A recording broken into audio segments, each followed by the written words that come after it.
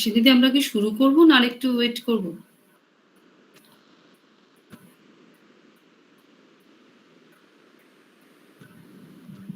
ঈশানীদি hello, হ্যাঁ হ্যাঁ হ্যাঁ, আমরা কি শুরু করে দেবো না একটু ওয়েট করব?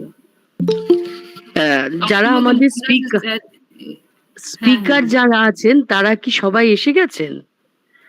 না, প্রথম দিকে তো মহারাজ আছেন আর স্যার আছেন, ত্রিপুরা ইউনিভার্সিটি স্যার আছেন, ওনারা জয়েন করে গেছেন।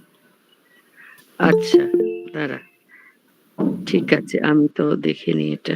এক মিনিট, হ্যাঁ, জাস্ট এ মিনিট। ঠিক আছে, এখন তো 3:30 বেজেছে না? 3:30 বেজেছে তো, তাহলে আমার মনে হয় যে লেটার স্টার্ট, নালে আমরা সবাইকে কোপ করে একটা টাইমের মধ্যে ফিনিশ করতে পারবো না। মানে আমাদের যারা ফার্স্টের দিকে স্পিকার্স মহারাজ আছেন, তারপরে যারা আছেন তাদের মধ্যে তারা তো ইন বিটুইন জয়েন করে যাবেন মনে হয়। আচ্ছা, হ্যাঁ, আমার মনে হয় let us start. Okay.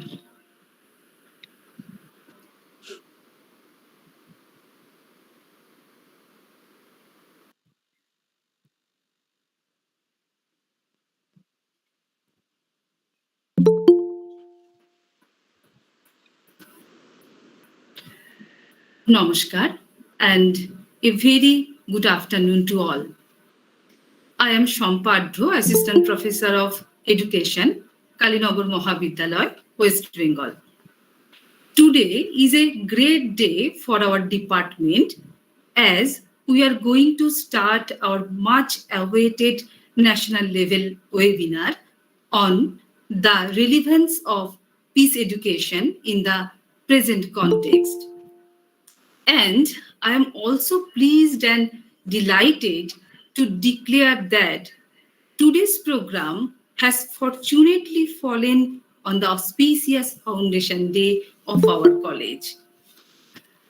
We have decided such topic because nowadays peace education has become an undeniable part of our everyday life.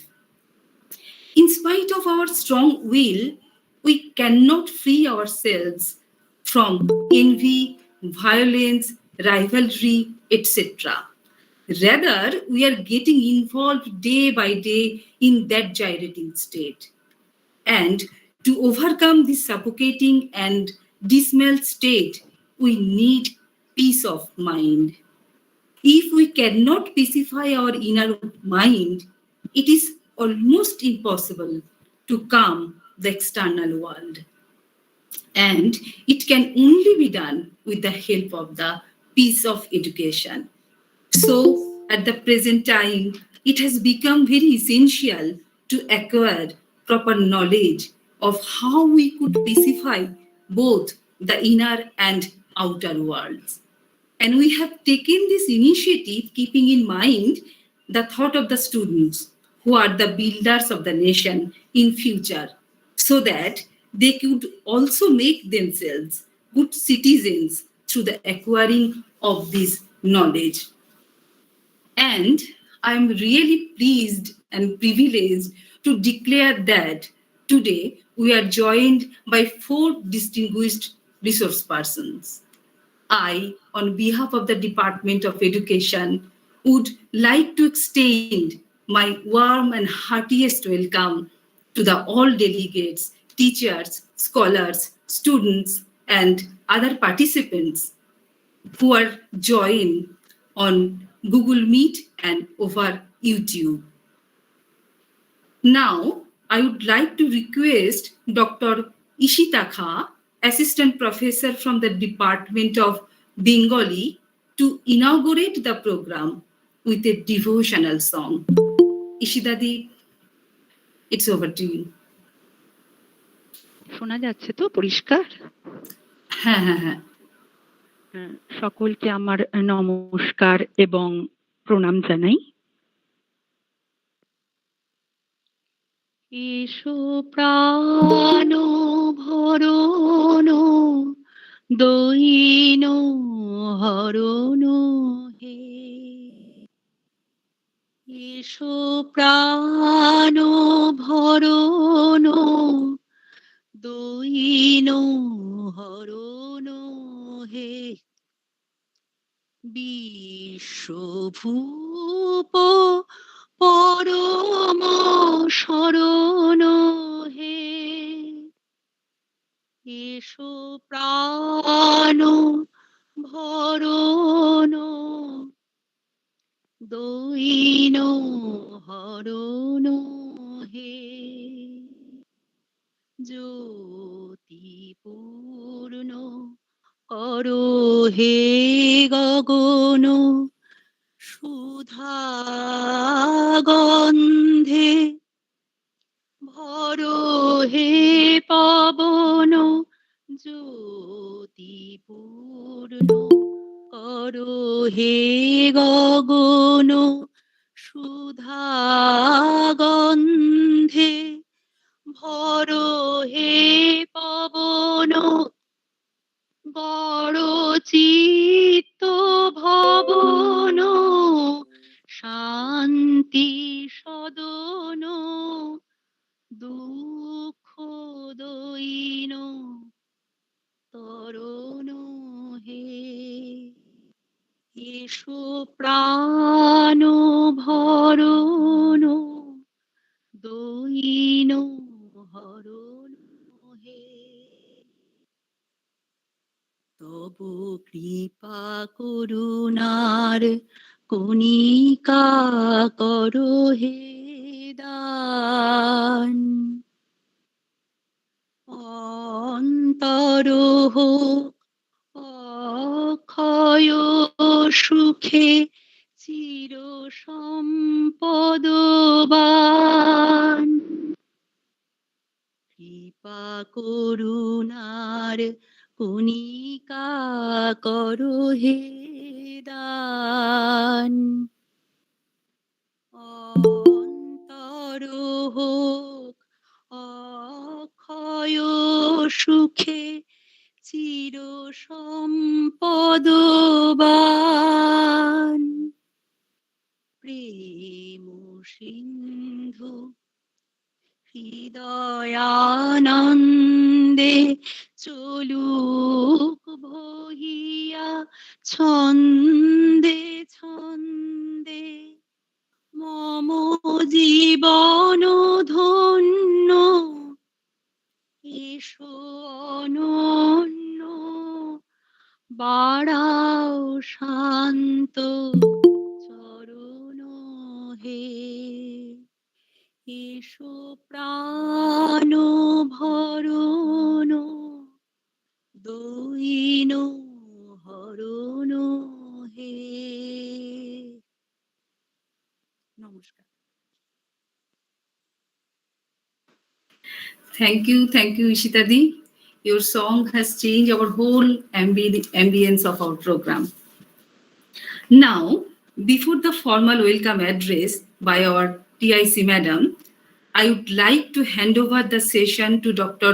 Priyanka Datto, Assistant Professor of Education, Vivekananda College, Modhamgram, Kolkata. We have invited her to host the program along with us as she had been an assistant professor and head before me at Kalinagar Mahavidyalaya for long 9 years. Priyanka Di, please. Thank you.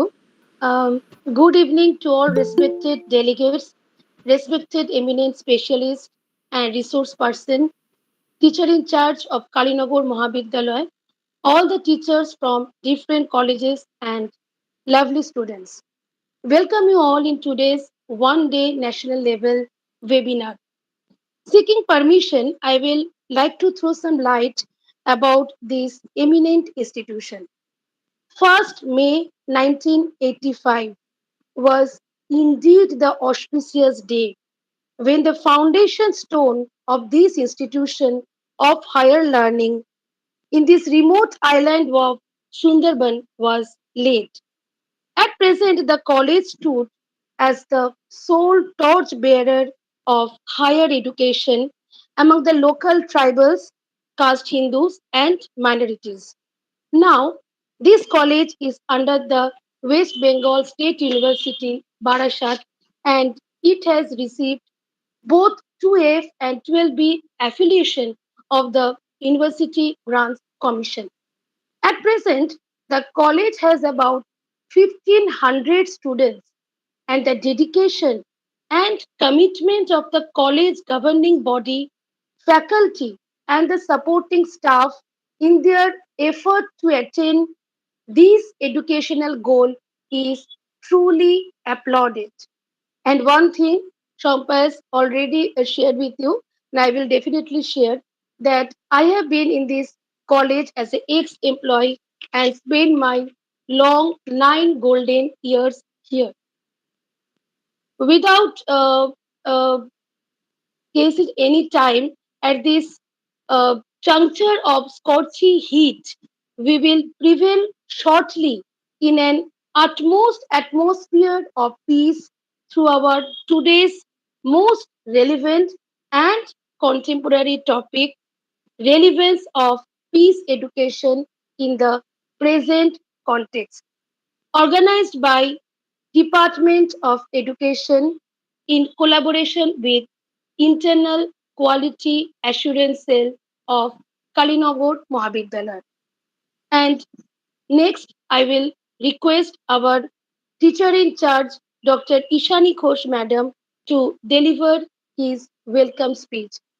Dr. Ishani Ghosh Madam, please continue with your speech.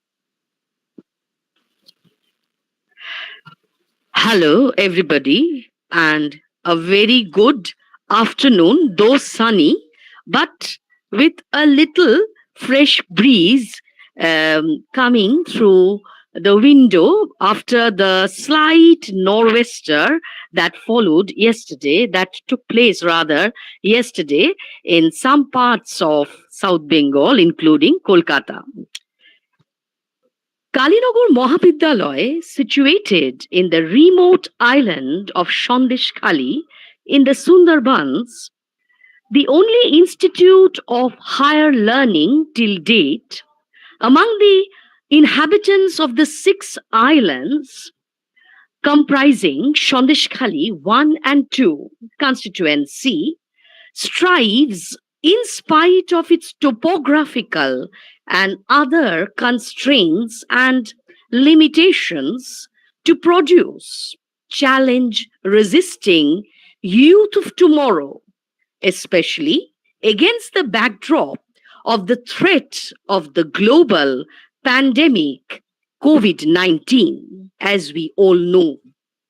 Today, as the college enters its 37th year, today is that very day, as emphasized and remembered by the our anchors, both anchors, is that very day when the first foundation stone was laid long back in 1985 by local entrepreneurs.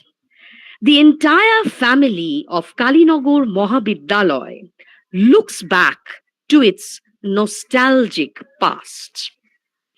We are extremely honored to have with us, though virtually, eminent personalities and faculty staff and students as participants in today's national level webinar, a truly relevant topic for the contemporary world.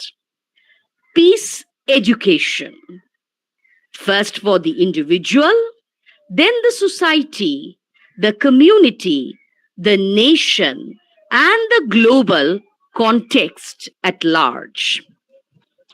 I cordially welcome and extend my regards to Swami Dibbogunananduji, an excellent human being who, during our interactions at Belur as Mentor College, enriched us a lot regarding the process of accreditation by NAC. I also welcome Professor Dr. Obhijit Kumar Pal, Professor Dr. Deboshri Banerjee, and Dr. Subhash Sarkar. We all now look forward to to enrich ourselves from this afternoon's erudite interaction. Thank you.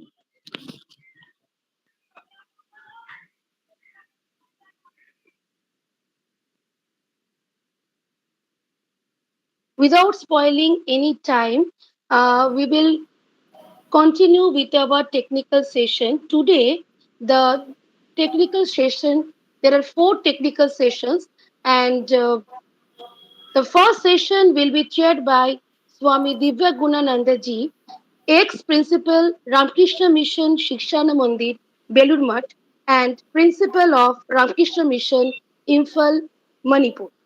And dear participants, if you have any question regarding any technical session, please do write in the chat box of Google Meet or YouTube. We will definitely convey those to our respected resource persons. Now, may I request Swami Divyagunanandaji to start his session, please. Sir, please start your session. Sir, please. Okay, am I audible? Yes, sir. Okay, thank you. Let us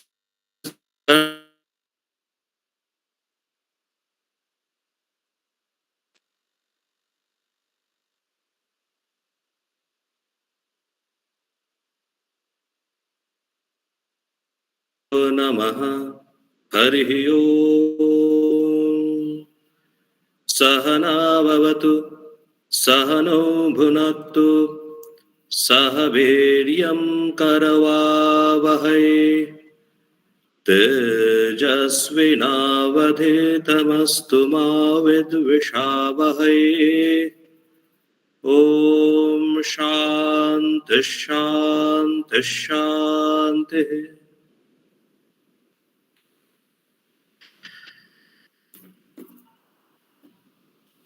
A very good afternoon and reverential namaskars to respected Madam Dr. Ishani Ghosh, respected distinguished guests and speakers, Dr. Abhijit Kumar Pal, Professor Dr. Devasri Banerjee, Professor Dr. Subhash Sarkar, respected faculties of the Education Department of the Kalinagar Mahavidyalaya, respected other faculties and staff of that college, and of course, dear and respected participants. As I have already told you that I'll tell you the meaning of the Shanti Mantra. And today's topic of the seminar is the peace education in the present day context. In that mantra, earlier in the Vedic period, especially when the teacher and the taught, teacher and the students, acharya এবং ছাত্র শিক্ষার্থীরা, when they will start their day's business, before that they would chant this Shanti Mantra, and it has been prayed in that mantra that first we pay our homage to our teachers since time immemorial, and then we are praying to the Supreme Lord. There is no special mention of the name of the God here. We have addressed here with the name Om. Om is the universal. It has been mentioned and told that it is the universal name of the Supreme Lord. Om is the universal name. There is no bar that Hindu cannot chant their name. Yes, he can chant. Even a Muslim also can chant. Even a Christian also can chant. So the Buddhists, so the Jews, etc. It's a universal name. And with that, we have prayed, Sahana Vavatu. O the Supreme Lord, let you protect us. Us means both. Saha means both, jointly. Both the teacher and the students. Let you protect us.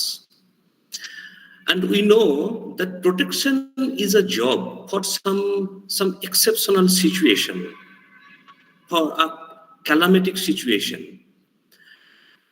For the long run, we are praying, oh, the Supreme Lord, let you nourish us, not only to protect us, but also nourish us too. The nourishment of the teachers and the students that keeps the process of education, the transaction of education, the whole process going. If the whole process of education goes on, then the civilization, then the society, it will go on sustaining. The civilization will be rolling and it will be sustaining. So the humanity will be thus by guarded and it will sustain. Then Sahabiriam Karavavahai. I think all the students there. Is there anyone from outside Bengal, madam?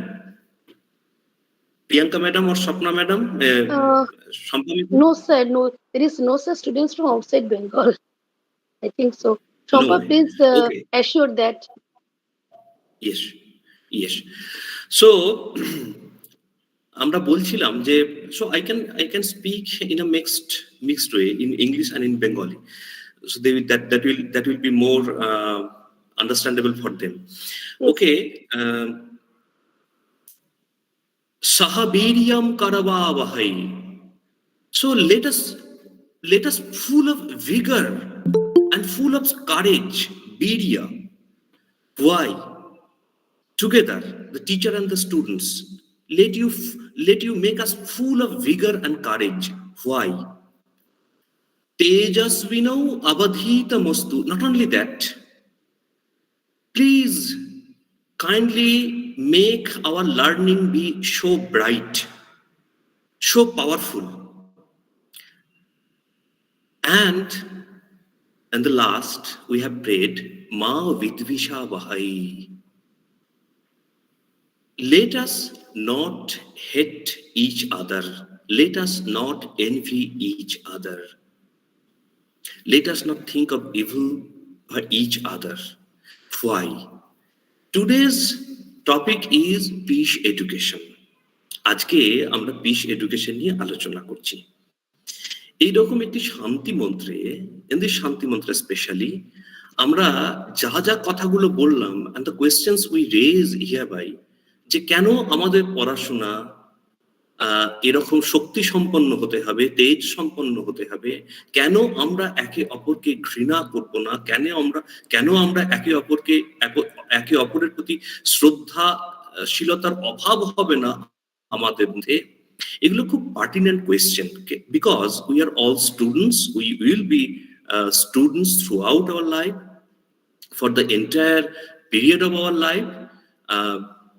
Specially শ্রীরামকৃষ্ণের একটি বিখ্যাত কথা আছে, যাবৎ বাঁচি তাবৎ শিখি, as long as we live so long do we learn.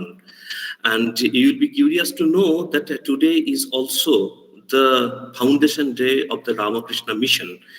It was founded in 1897 by none other than Swami Vivekananda himself. And so today is the 125th commemoration day of that foundation day in 1897, 1st May.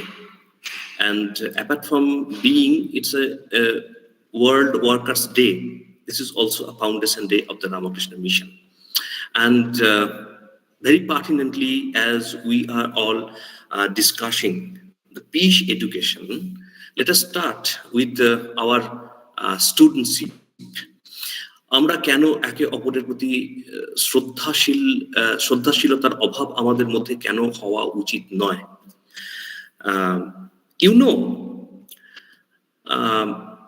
স্বামী শারদানন্দ, আমি from another angle I am trying to enter into the discussion. Swami Sharadananda was a brother disciple of Swami Vivekananda. He was Swami Sharadananda was a disciple of Sri Ramakrishna. In 1896, Swami Vivekananda brought him to London, and he was a very bright student during his student period.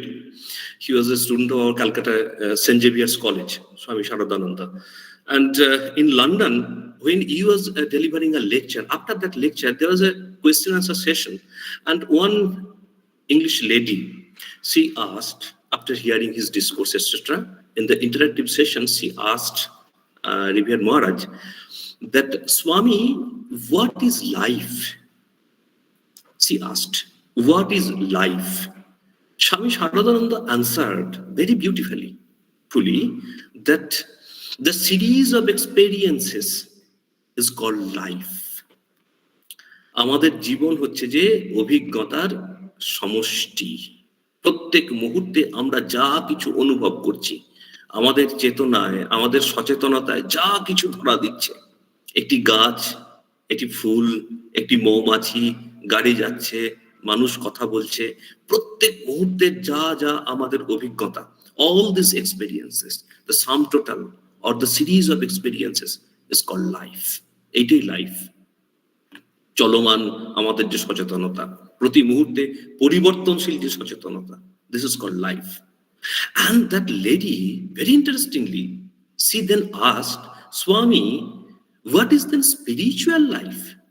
তাহলে আধ্যাত্মিক জীবন কাকে বলে? Swami Sharadanandaji then answered, to learn from those experiences. ওই অভিজ্ঞতাগুলো থেকে শিক্ষা নেওয়াই হচ্ছে আধ্যাত্মিক জীবন। আমরা after the chanting of the Shanti mantra, we uttered thrice, 3 times, Shanti, Om Shanti, Shanti, Shanti. 3 বার আমরা এই শান্তি উচ্চারণ করলাম। এই 3 বার শান্তি উচ্চারণ করার অর্থ আছে। The first time when we chanted the Shanti, it is meant for the well-being or to bring all good in the realm of Adhyatmika planes. Adhyatmika planes. I'll explain all these things. Then the second time, যখন আমরা শান্তি বললাম, এইটা আধি দৈবিক কল্যাণের জন্য, আধি দৈবিক যা সমস্যা রয়েছে, সেই সমস্ত সমস্যার শান্তি বা কল্যাণের জন্য আমরা উচ্চারণ করলাম যে, হে ঈশ্বর, আপনি আমাদের এই সমস্ত সমস্যা থেকে মুক্তি দিন, বা যাতে আমরা মুক্তি লাভ করতে পারি সেই ক্ষমতা আমাদেরকে দিন। And the third time, the last time, we chanted Shanti, that is meant for the Adhi Bhautika calamities, Adhi Bhautika problems. Adhi Bhautik, Adhi Doibik, and the Adhyatmik. এই 3টে সমস্যা থেকে মুক্তির জন্য আমরা শান্তি 3 বার শান্তি উচ্চারণ করেছি। Now, what is Adhyatmika Shanti? And Swami Sharadanandaji also answered the questions about Adhyatmik Jibon. To learn from those experiences, to learn from the life is Adhyatmik Jibon. Adhyatmik Jibon মানে that does not mean যে আমাদের কোনো বিশেষ ধরনের পোশাক পরিচ্ছদ ধারণ করতে হবে, আমাদের কিছু বিশেষ চিহ্ন ধারণ করতে হবে, তিলক ফোঁটা এটসেট্রা, মাথায় কিছু টুপি পরতে হবে এটসেট্রা। আধ্যাত্মিক জীবন মানে এই নয় যে ভগবানের নাম উচ্চৈস্বরে চিৎকার করে কীর্তন করতে হবে, ডাকতে হবে, গাইতে হবে, যা কিছু আমরা বুঝি আধ্যাত্মিক বলতে, না। সংস্কৃত যে টার্মিনোলজি আধ্যাত্মিকা, একটা স্পেশাল মিনিং আছে, এটা টেকনিক্যাল মিনিং আছে। আধ্যাত্মিকা শব্দটার অর্থ হচ্ছে আত্মার অধিকরণ সম্পর্কিত। আত্মার অধিকরণ হচ্ছে যেখানে আত্মা অবস্থান করেন, সেটি হচ্ছে নিজের শরীর, মন এবং বুদ্ধি, my own body, mind and intellect. আমার যে শরীর, মন এবং বুদ্ধি রয়েছে, এই 3টের কল্যাণ হলে, 3টের যদি মঙ্গল হয়, সেটিকে বলা হয় আধ্যাত্মিক শান্তি, আধ্যাত্মিক কল্যাণ। আমার শরীর, মন, বুদ্ধি, আমরা আধ্যাত্মিকতা বলতে যা বুঝি, ইটস নট লাইক দ্যাট। তাহলে শরীর, মন এবং বুদ্ধির কল্যাণ।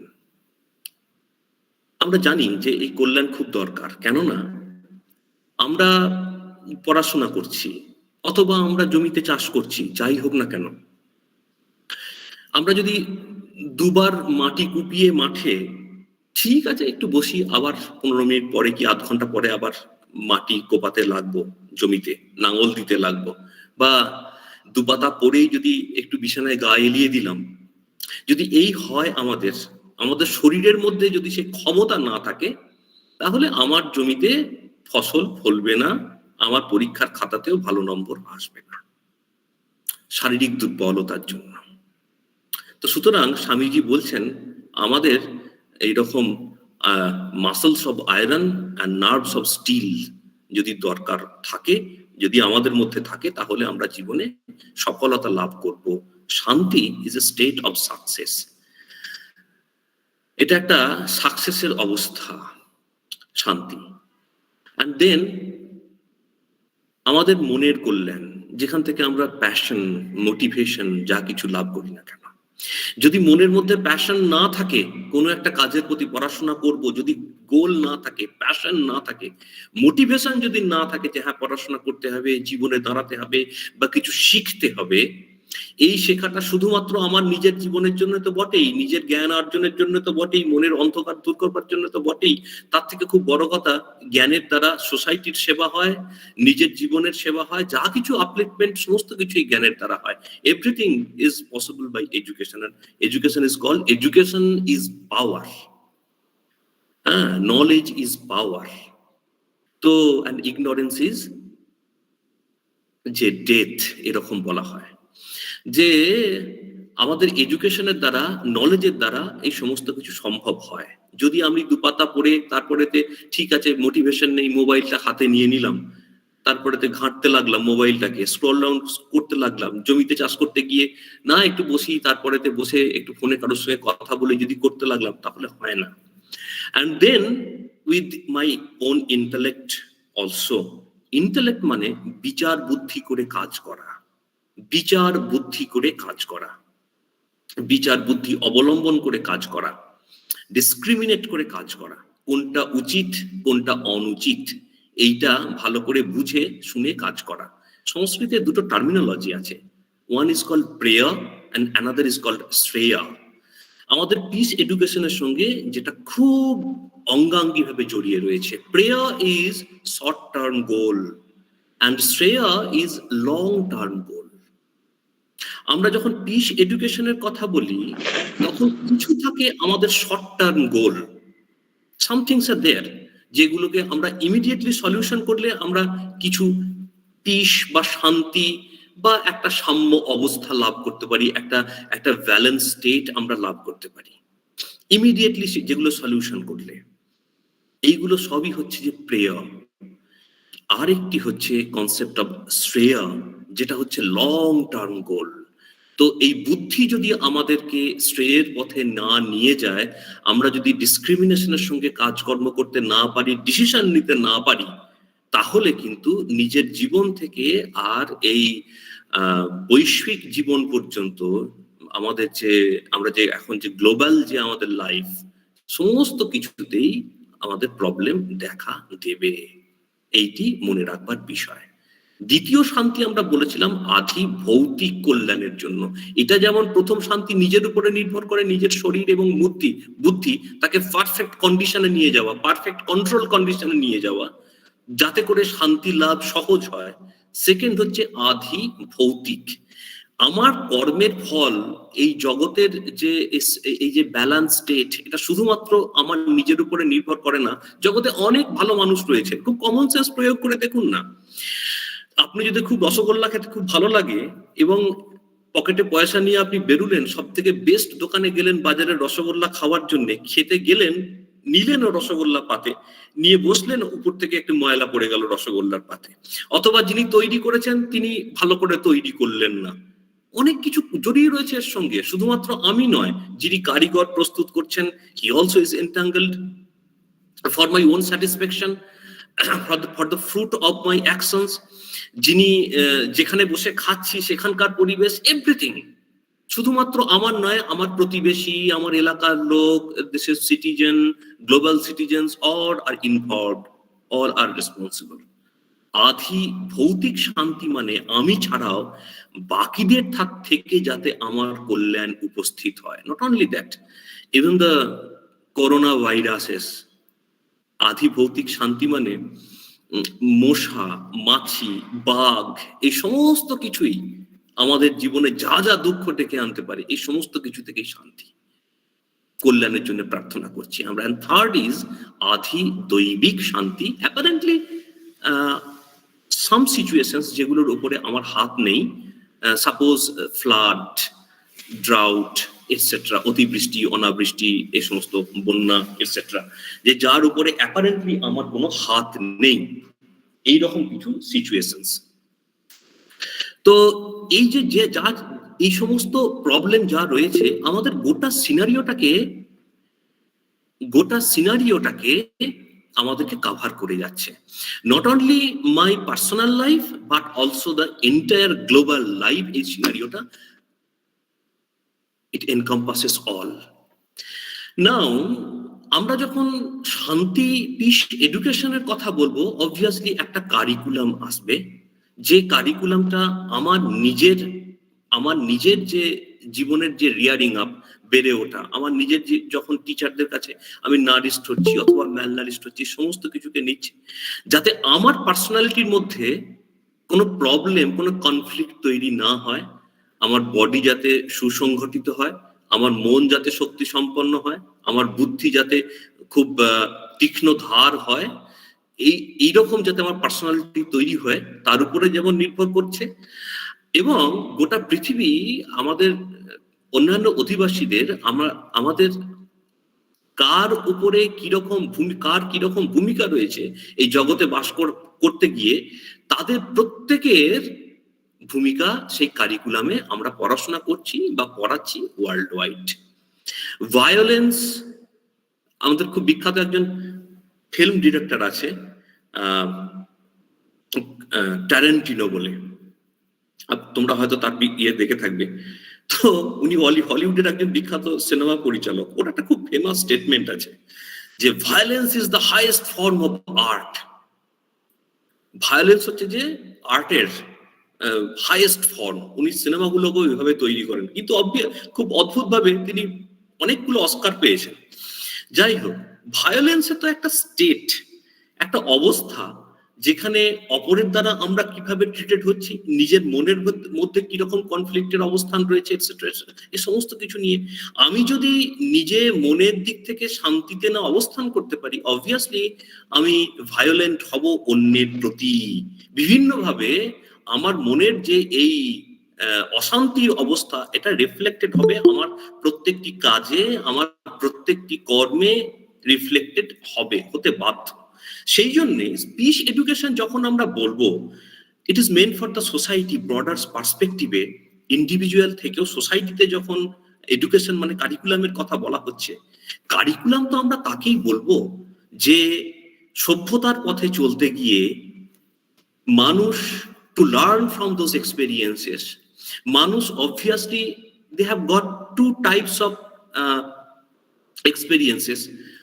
One set of experiences is all good and happy experiences, আর একটা state of experience হচ্ছে যা কিছু বাজে, bad experiences, যা কিছু not benevolent to us।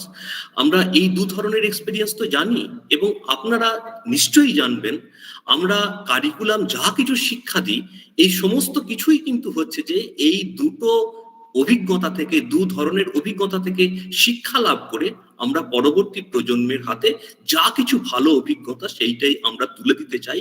এবং খুব খুব সহজভাবে বলতে গেলে এইটি হচ্ছে কারিকুলাম।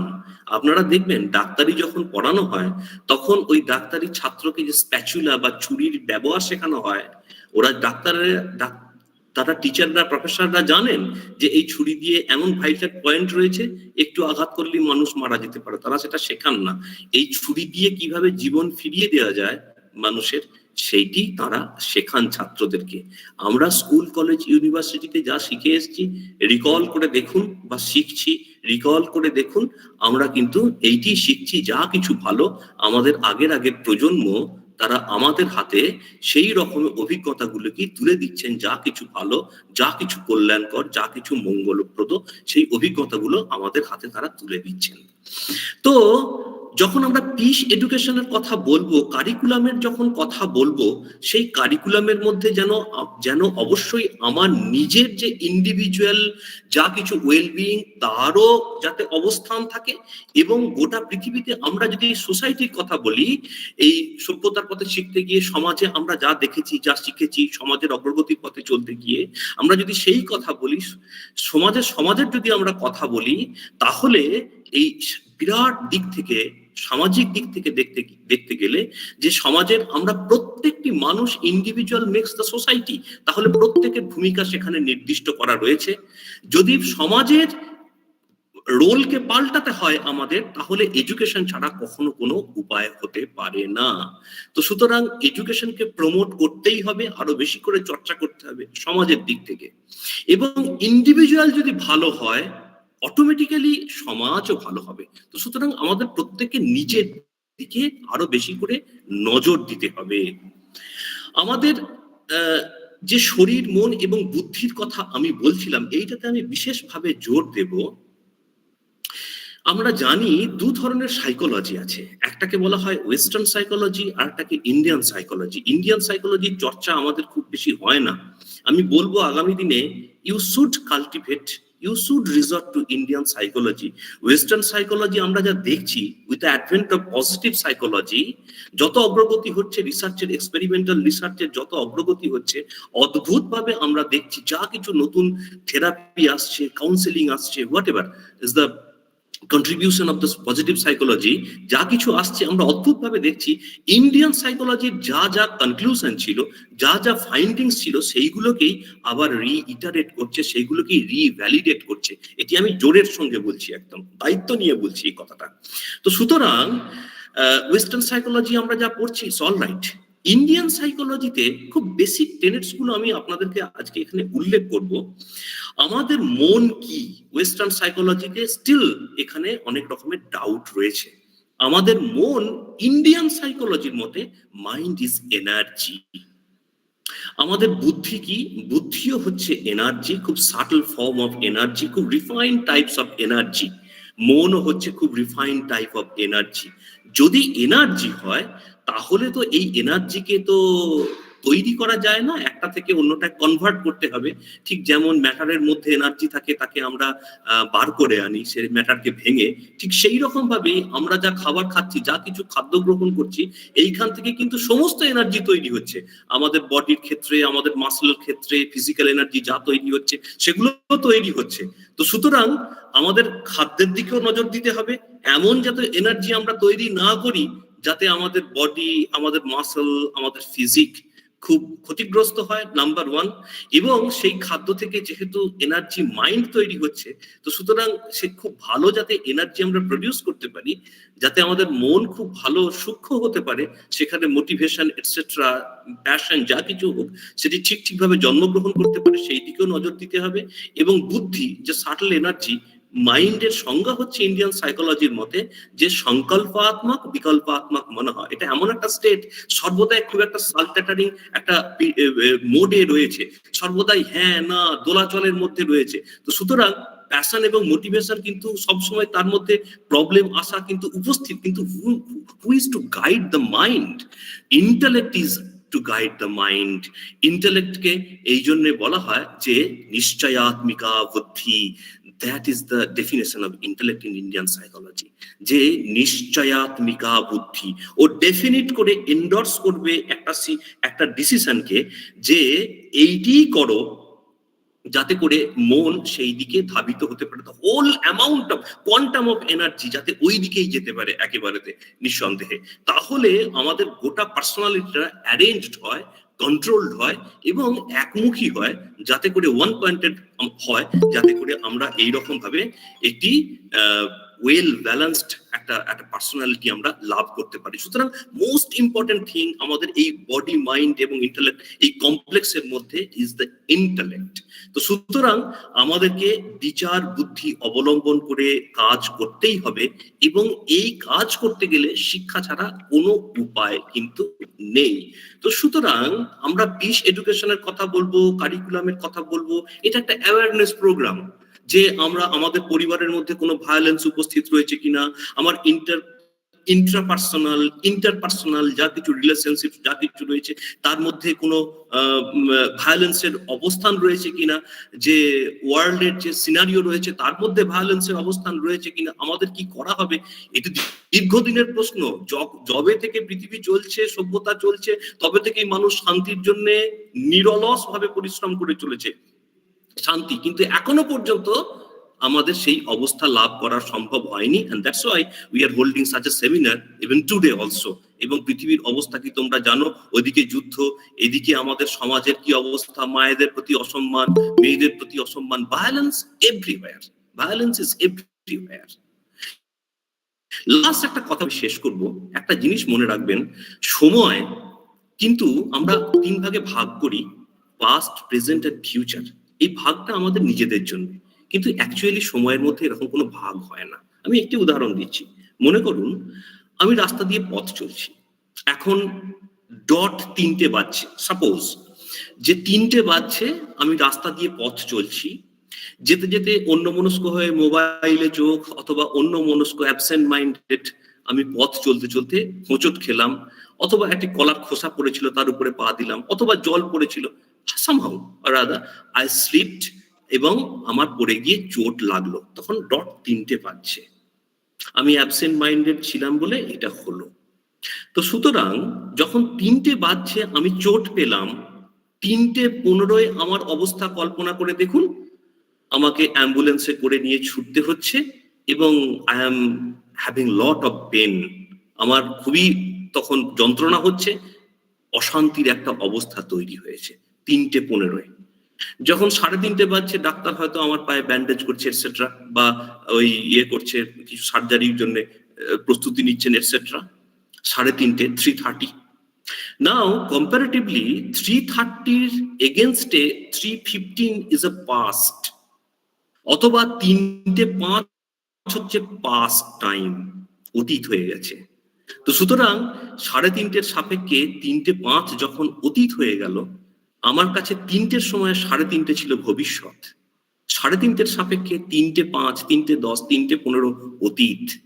আমার একটা কর্মের জন্য, আমার একটা অ্যাবসেন্ট মাইন্ডনেসের জন্য আমার বর্তমান যখন 3টে বাজছে তখন আমার যন্ত্রণাময় অবস্থা উপস্থিত হয়েছে, যখন 3:30 যখন ভবিষ্যৎ ছিল সেটিও আমার যন্ত্রণাময়, এবং 3:15 3:30 সাপেক্ষে অতীত, সেটিও আমার যন্ত্রণাময়। তো সুতরাং অতীত, বর্তমান, ভবিষ্যৎ বলে কিছু হয় না, টাইম একটা ইনডিভিজিবল একটা এন্টিটি, একটা concept.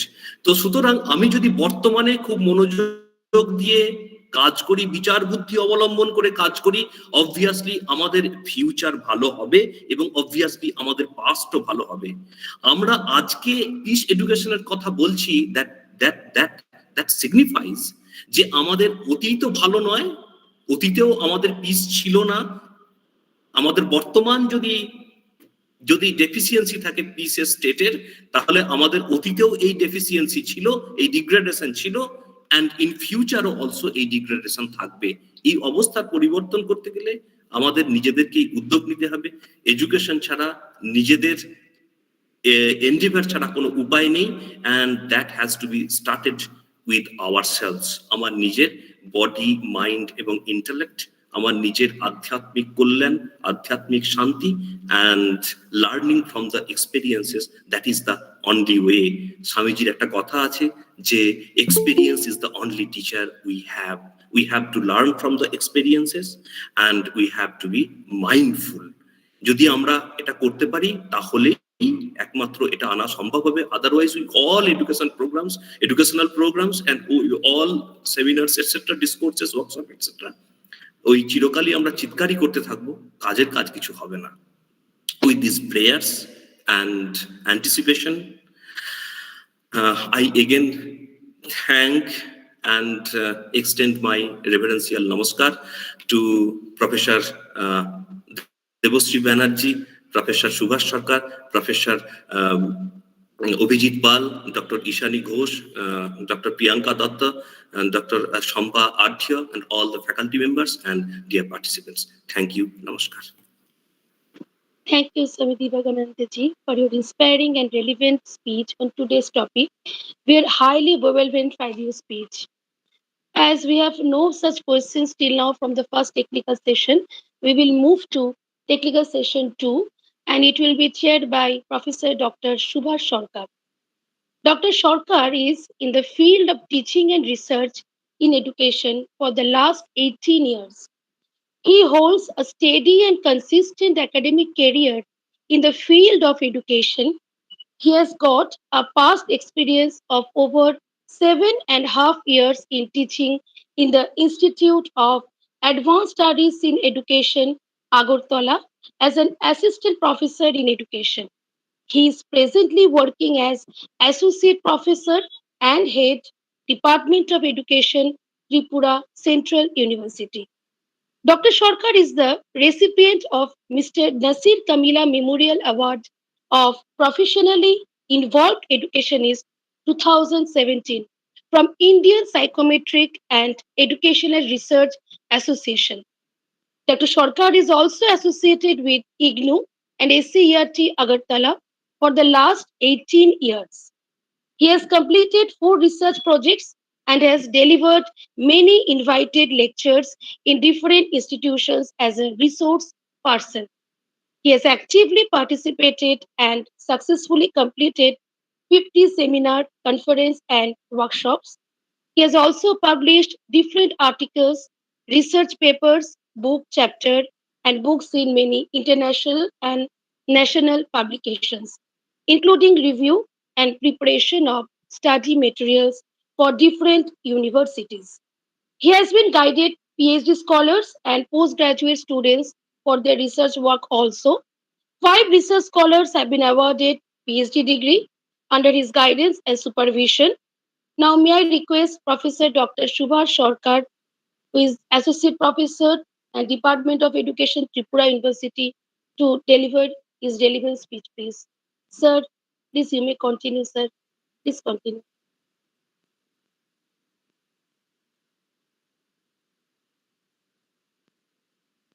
Professor Dr. Subhash Sarkar, may I request, sir, to continue your speech?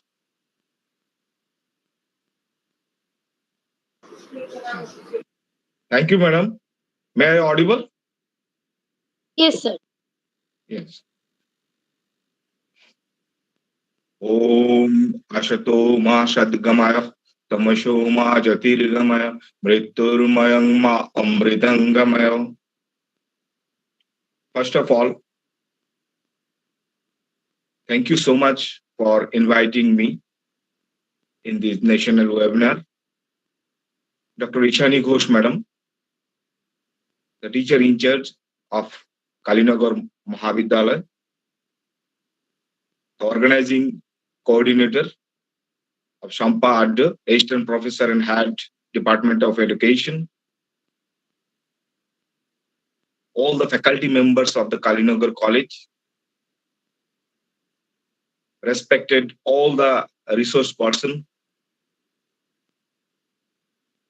especially my teacher, Madam Dr. Debashree Banerjee. I convey my regards to Madam. I convey my regards and Shastang Pranam Swami Dibbogananandaji Maharaj, respected Professor Abhijit Kumar Pal, Professor and Head, Department of Education,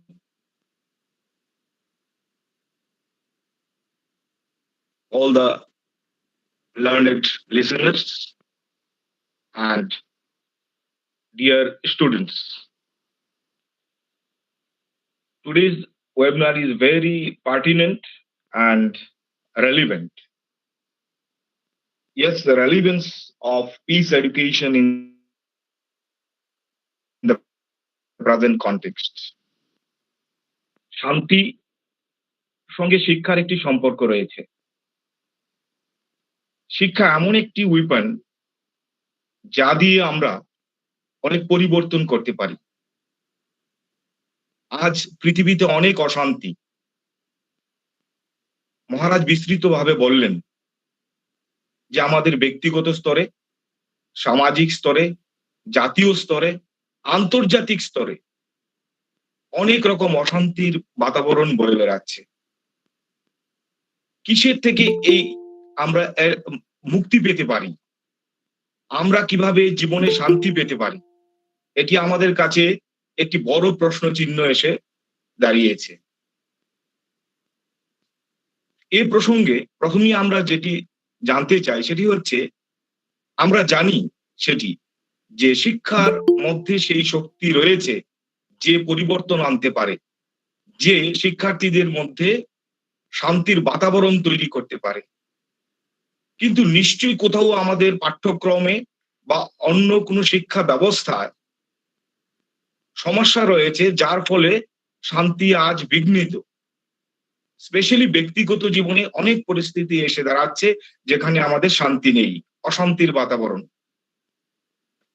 এই প্রসঙ্গে আমি প্রথমেই যেটি বলতে চাই সেটি হচ্ছে যে রবীন্দ্রনাথ ঠাকুর, গুরুদেব রবীন্দ্রনাথ ঠাকুর তার প্রবন্ধ গ্রন্থ শিক্ষা নামক প্রবন্ধ গ্রন্থে প্রথম প্রবন্ধেই শিক্ষার হেরফেরে একটি গল্প বলেছেন। সেই গল্পটি এইরকম যে একজন দরিদ্র সমস্ত শীতকালে অল্প অল্প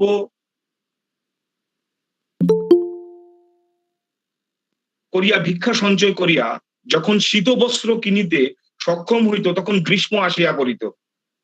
আবার সমস্ত গ্রীষ্মকাল চেষ্টা করিয়া যখন লঘু বস্ত্র লাভ করিত তখন অগ্রহায়ণ মাসের মাঝামাঝি। দেবতা তখন তাহার দৈন্য দেখিয়া দয়াদ্র হইয়া বর দিতে চাইলেন। তখন সে কহিল, আমার আর কিছু চাই না, আমার আর কিছু চাই না, এই হেরফের গুছাইয়া দাও। আমি যে সমস্ত জীবন ধরিয়া গ্রীষ্মের সময় শীতবস্ত্র এবং শীতের সময় গ্রীষ্ম বস্ত্র লাভ করি, এইটি যদি একটু সংশোধন করিয়া দাও তাহা হইলে আমার জীবন সার্থক হয়। আমাদেরও সেই প্রার্থনা, আমাদের হেরফের গুছিলেই আমরা চরিতার্থ হই। শীতের সহিত শীতবস্ত্র, গ্রীষ্মের সহিত গ্রীষ্ম বস্ত্র কেবল একত্র করিতে পারিছি না, না বলেই আমাদের এত দৈন্য, নইলে আছে সকলই। এখন আমাদের বিধাতার কাছে নিকট এই বর চাই, আমরা ক্ষুধার সহিত অন্ন, শীতের সহিত বস্ত্র, ভাবের সহিত ভাষা, শিক্ষার সহিত জীবন কেবল একত্র করিয়া দাও। আমাদের যে শিক্ষা ব্যবস্থা তার সঙ্গে জীবনের সম্পর্ক কম, সেই কারণে আজ পাঠ্যক্রমে কারিকুলামে শান্তির শিক্ষা ইনক্লুড হয়ে গেলেও আমাদের জীবনে শান্তির বাতাবরণ নেই, অশান্তির পরিবেশ রয়েছে। বর্তমান যুগে শান্তির শিক্ষা কিভাবে প্রাসঙ্গিক এই বিষয়ে অনেকগুলি প্রেক্ষাপট রয়েছে। আমি বিশেষত শিক্ষার্থীরা রয়েছেন এখানে, তারা কিভাবে তাদের জীবনে শান্তির বাতাবরণ তৈরি করতে পারেন সেই দিকটি নিয়ে আলোকপাত করার চেষ্টা করছি, এবং শিক্ষা কিভাবে তাদেরকে সাহায্য করতে পারে, সুশিক্ষা কিভাবে তাদের সাহায্য করতে পারে। আমাদের জীবনে অনেকগুলি সেক্টর রয়েছে, মহারাজ সেটা স্পেসিফিক্যালি বলেছেন যে এই বিভিন্ন সেক্টরে অভিজ্ঞতা সঞ্চয়ের মধ্য দিয়ে আমরা বিভিন্ন অভিজ্ঞতা সঞ্চয়ই আমাদের জীবনে শিক্ষা। যেমন আমি এই সেক্টরগুলিকে ডক্টর বিমল সাজের ওনার লেকচারে কতগুলি দিকের কথা চিহ্নিত করেছেন যা আমি এখানে বলছি। যেমন একটি সেক্টর রয়েছে সেটা হচ্ছে অর্থ বা ইংরেজিতে মানি। এটি আমাদের জীবনে খুবই গুরুত্বপূর্ণ, এ বিষয়ে কোনো সন্দেহ নেই। আমরা পড়াশোনা করছি, জীবনে জীবিকা অর্জন করব, ভালো চাকরি বাকরি করব এবং অর্থ উপার্জন করব। অর্থ অনেকটা থাকলেই কি আমাদের জীবনে শান্তি চলে আসবে? না, অর্থ একেবারেই দরকার নেই, অর্থই সব অনর্থের মূল। এইরকম অনেক কন্ট্রাডিক্টরি কথা রয়েছে, কিন্তু এ বিষয়ে কোনো সন্দেহ নেই যে সকালবেলা ঘুম থেকে ওঠার পর থেকে রাত্রিতে ঘুমানোর আগ পর্যন্ত আমাদের অর্থের প্রয়োজন হয় এবং এই অর্থ আমাদের দরকার। কিন্তু যখন আমাদের এই অর্থ সৎভাবে উপার্জন হয় না, আমরা সুশিক্ষা পাই না, অসৎভাবে উপার্জন হয়, তখন এই অর্থই অনর্থের মূল হয়ে দাঁড়ায়। কাজেই অর্থ উপার্জনের সময় আমাদের সেই দিকটি খুবই বিশেষভাবে লক্ষ্য রাখা প্রয়োজন, যাতে অর্থ আমাদের অনর্থের মূল না হয়। এবং অর্থ না থাকলে সেটিও অশান্তির একটি মূল কারণ। আমাদের টেনশন হবে, অ্যাংজাইটি হবে, স্ট্রেস হবে, যে আমরা তো কিছুই করতে পারছি না, আমাদের তো অর্থ নেই। তাহলে অর্থ আমরা কিভাবে করতে পারি? আমরা যে প্রফেশনে রয়েছি, মা বলেছেন যে কাজটি করবে সেটি খুব ভালোভাবে করবে, তাহলেই হবে। আমরা যে প্রফেশনে রয়েছি সেই প্রফেশনে যদি ভালোভাবে কাজ করি, তাহলে আমাদের নিশ্চিত অর্থের সংস্থান হবে। আমরা বিভিন্ন অর্থ রোজগার করতে পারবো সততার মধ্যে।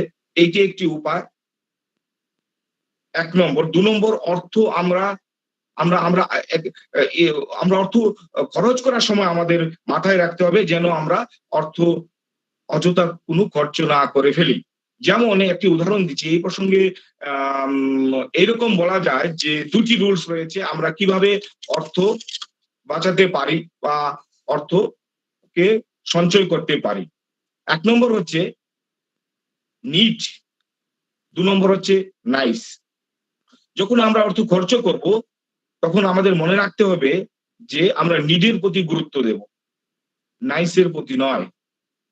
যেমন আমরা যখন প্রায়শই শপিং মলগুলিতে যাই 2টো বা 3টে লিস্ট নিয়ে, আর কেন আসার সময় আমরা নিয়ে আসি 15টা বা 20টা জিনিস। কেন? পছন্দ হয়ে গেছে তাই। কিন্তু এটা আমার প্রয়োজনের বিশেষ ছিল না। কাজেই ওই দিকটা আমার মাথায় রাখতে হবে, যেটা আমার প্রয়োজন সেটাই আমি খরচা করব। আজ এটা খুবই লক্ষ্য করা যাচ্ছে যে আমাদের যেটা দরকার নেই আমরা সেটাও কিনে ফেলছি বা কিনতে বাধ্য হচ্ছি। বিজ্ঞাপন এবং তার দৌলতে আমরা এটা বাধ্য হচ্ছি কিনে নিতে। এতে করে আমার অযথা অর্থ নষ্ট হয়ে যাচ্ছে। কাজেই যখন আমার কাছে একদম অর্থ থাকবে না, তখন আমার সমস্যার সম্মুখীন হতে হবে। কাজেই ছাত্রছাত্রীদের এই কথা অবশ্যই মাথায় রাখতে হবে যে আমার যাতে প্রয়োজনের সময় আমার কাছে আমার অর্থ থাকে। আমি চাকরি বাকরি করলাম, সৎভাবে আমি রোজগার করলাম, আমার অনেক অর্থ রয়েছে, কিন্তু আমি কৃপণ হব না। আমাকে যে দান করতে হবে, আমার রোজগারের একটি নির্দিষ্ট অংশ দানও করতে হবে। কেন দান করতে হবে? কারণ আমি যদি প্রকৃত অর্থে শান্তি চাই, তাহলে আমাকে অবশ্যই দান করতে হবে। কারণ ত্যাগেই, ভারতীয় সংস্কৃতি অনুযায়ী ত্যাগেই শান্তি রয়েছে, ভোগে নয়। আমি যখন অন্যের জন্য নিঃস্বার্থভাবে কিছু একটি দান করব, কোনো প্রতিষ্ঠানে দান করব বা অন্য কোনো জায়গায় দান করব, তখন আমার মনে যে একটি আনন্দ হবে তার কোনো সীমা পরিসীমা নেই। কাজে আমাদের মাথায় রাখতে হবে, আমাদের সুসম্পূর্ণ ব্যক্তিত্ব তৈরির ক্ষেত্রে অর্থ দরকার, অবশ্যই দরকার, কিন্তু সঠিকভাবে সেটা রোজগার করতে হবে এবং তার সঠিক নির্দিষ্ট পথে তাকে ব্যয় করতে হবে এবং সঞ্চয় করতে হবে বিপদের দিনের জন্য। আমি এই কথাগুলি শান্তি শিক্ষার ক্ষেত্রে এই কারণে বলছি, এটা একটা গুরুত্বপূর্ণ জীবনের অঙ্গ। ব্যক্তি যদি সম্পূর্ণভাবে তৈরি হতে হয়, তার এই দিকগুলির কথা মাথায় রাখতে হবে। দ্বিতীয়ত, একটি দেখা যায় যে আমাদের জীবনে, ব্যক্তিগত জীবনে অশান্তির একটি বড় কারণ পরিলক্ষিত হয়, সেটা হচ্ছে ওয়ার্ক বা কাজ। মানে হচ্ছে ওয়ার্ক লোড বা কাজের এত চাপ যে আমার একেবারে সময়ই নেই। আমি প্রচন্ড ব্যস্ত, সব সময় আমি কাজে ব্যস্ত, আমার একেবারে সময় নেই। এবং এই ক্ষেত্রে প্রত্যেকে একে অপরকে আমরা ভাবি যে আমি হয়তো সবচেয়ে বেশি কাজ করছি, অন্যরা তো কিছুই করছে না। যখন আমার মনে এই চিন্তাধারা আসবে, তখন আমার মনে একটি অস্বস্তির বাতাবরণ তৈরি হবে এবং এর থেকে স্ট্রেস হবে, অ্যাংজাইটি হবে এবং অশান্তির পরিবেশ সৃষ্টি হয়ে যাবে। স্বামী ভাববে যে স্ত্রী তো কিছুই করছে না, ওয়াইফ তো কিছুই করছে না। আমি কত কষ্ট করে বিজনেস বা অন্য যে কোনো চাকরিতে যাচ্ছি, সে তো হাউস ওয়াইফ, সে সারাদিন হয়তো ঘরেই বসে আছে, হয়তো টিভি দেখছে, আর তো কিছুই করছে না। আবার ওয়াইফও ভাবতে পারে যে না, আমি তো সারাদিন সংসারের সমস্ত কাজ করছি, কিন্তু স্বামী তো এই যে আমি টিফিন সমস্ত কিছু রেডি করে দিলাম, সে অফিসে চলে গেলো, বাস গিয়ে অফিসে কত কি কাজ করলো, আবার এখানে চলে এলো। কাজেই আমাদের এটা মাথায় রাখতে হবে যে আমাদের প্রত্যেকের যার নির্দিষ্ট কাজের লোড রয়েছে, সেই লোডটা যাতে প্রত্যেককে আমরা শ্রদ্ধা করি এবং সম্মান করি। আমরা যে কাজটাই করব সেই কাজটা যাতে আমরা সম্পূর্ণভাবে এনজয় করি, না হলে সেই কাজটা হয়ে যাবে আমাদের কাছে বার্ডেন এবং আমাদের এর ফলে শান্তি বিঘ্নিত হবে।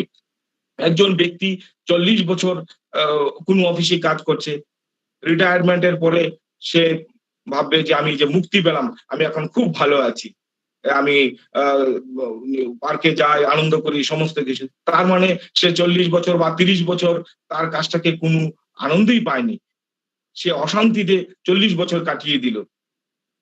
আসলে কিন্তু তা নয়। আসলে আমাদেরকে কি দেখতে হবে, আমাদের যদি জীবনে শান্তির খোঁজ করতে হয়, শান্তি প্রতিষ্ঠা করতে হয়, তাহলে আমরা যে কাজটা করছি, স্পেশালি যারা স্টুডেন্ট রয়েছি আমরা জানি যে আমাদের অধ্যয়নই হচ্ছে এখন মেইন টপ, এবং এই অধ্যয়নের প্রতি তাদেরকে অত্যন্ত গুরুত্ব দিতে হবে, এবং গুরুত্ব দিতে হবে মজার সঙ্গে, আনন্দের সঙ্গে, যাতে পড়াটা তাদের কাছে চাপ না হয়ে যায়, টেনশন না হয়ে যায়। এবং আমি এটা বলে দিলাম, কিন্তু করতে হবে নিজেকে। বইয়ে লেখা এক জিনিস আর বাস্তব জীবনে প্রয়োগ করা আরেক জিনিস। আমার মনের সদিচ্ছা থাকতে হবে, সচেষ্টা থাকতে হবে, তবেই সেটা মধ্যে আমি আনন্দ খুঁজে পাবো। কাজে এনজয় করতে হবে। নেক্সট আরেকটি সেক্টর রয়েছে আমাদের জীবনে, সেটা হচ্ছে যে ফ্যামিলি। আজকাল এটা খুবই লক্ষ্য করা যায় যে আমাদের জীবনে, আমাদের ফ্যামিলিতে খুবই অশান্তি আসছে। কেন এরকমটা হচ্ছে যে আমাদের ফ্যামিলিতে একে অপরের প্রতি আমরা ইন্টারেস্ট নেই না।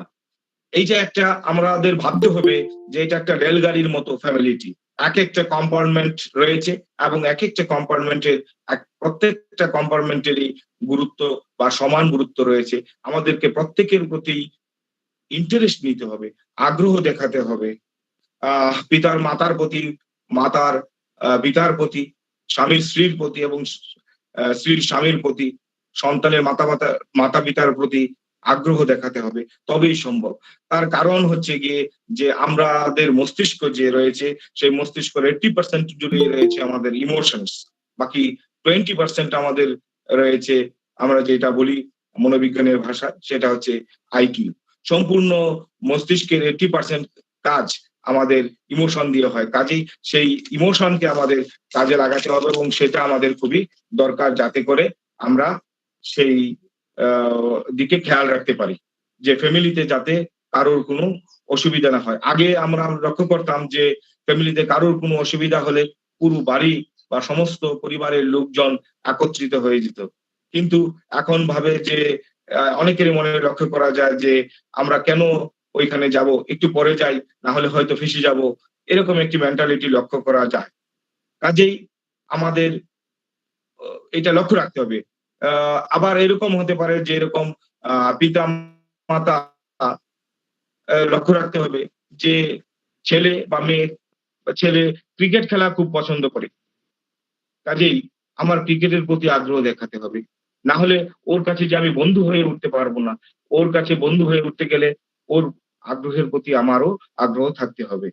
এইভাবে আমরা লক্ষ্য করতে হবে যে পরিবারে যাতে একটি শান্তির পরিবেশ থাকে। আমাদের নিজস্ব দায়িত্ব রয়েছে, ছেলে মেয়েদের দায়িত্ব রয়েছে, ছাত্রছাত্রীদের ওই বিষয়ে খেয়াল রাখতে হবে। আরেকটি গুরুত্বপূর্ণ জীবনের সেক্টর হচ্ছে যেখানে আমাদের শান্তির শিক্ষার ক্ষেত্রে, সেটি হচ্ছে ভালোবাসা। ভালোবাসা না থাকলে জীবনে কি হবে? যদি ভালোবাসা না থাকে তাহলে আমরা লোনলিনেস ফিল করব, একাকী হয়ে যাব, অন্য কেউ আমাদের প্রতি কোনো লক্ষ্য রাখবে না, আমরা একা অনুভব করব। আমরা আমাদের পরিবারের মধ্যে মনে হবে যেন আমরা সবকিছু থেকেও আমাদের কিছু নেই।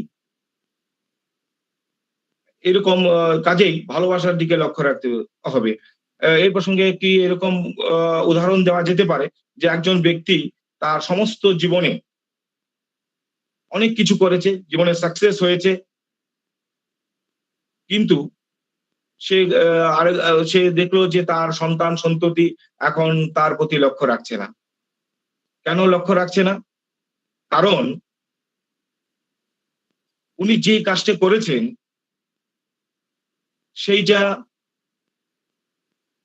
উনি করেছেন ঠিকই, কিন্তু প্রত্যেকটা কাজের নিঃস্বার্থভাবে করেননি, উনি প্রত্যেকটা কাজের হিসাব রেখেছেন। কিভাবে সেটা বোঝা গেল? উনার সঙ্গে কথা বলে এটা জানা যায় যে উনি সন্তানের জন্য ৭০ লাখ টাকা বা ৮০ লাখ টাকা খরচা করেছেন সন্তানের উন্নতির জন্য, তার শিক্ষার জন্য বা তাকে মেডিকেলে পড়ানোর জন্য উনি এত টাকা খরচা করেছেন। যে কোনো ব্যক্তি যদি তার সন্তানের জন্য খরচা করে এবং সেইটা যদি উনি লিখে রাখেন বা উনি হিসাব করে রাখেন, তাহলে উনি তার থেকে রিটার্ন পাবে কি করেন? যখন আমরা কোনো কিছু দেই সেটা নিঃস্বার্থভাবে দান করতে হবে, না হলে সেই দানের কোনো মূল্য থাকবে না।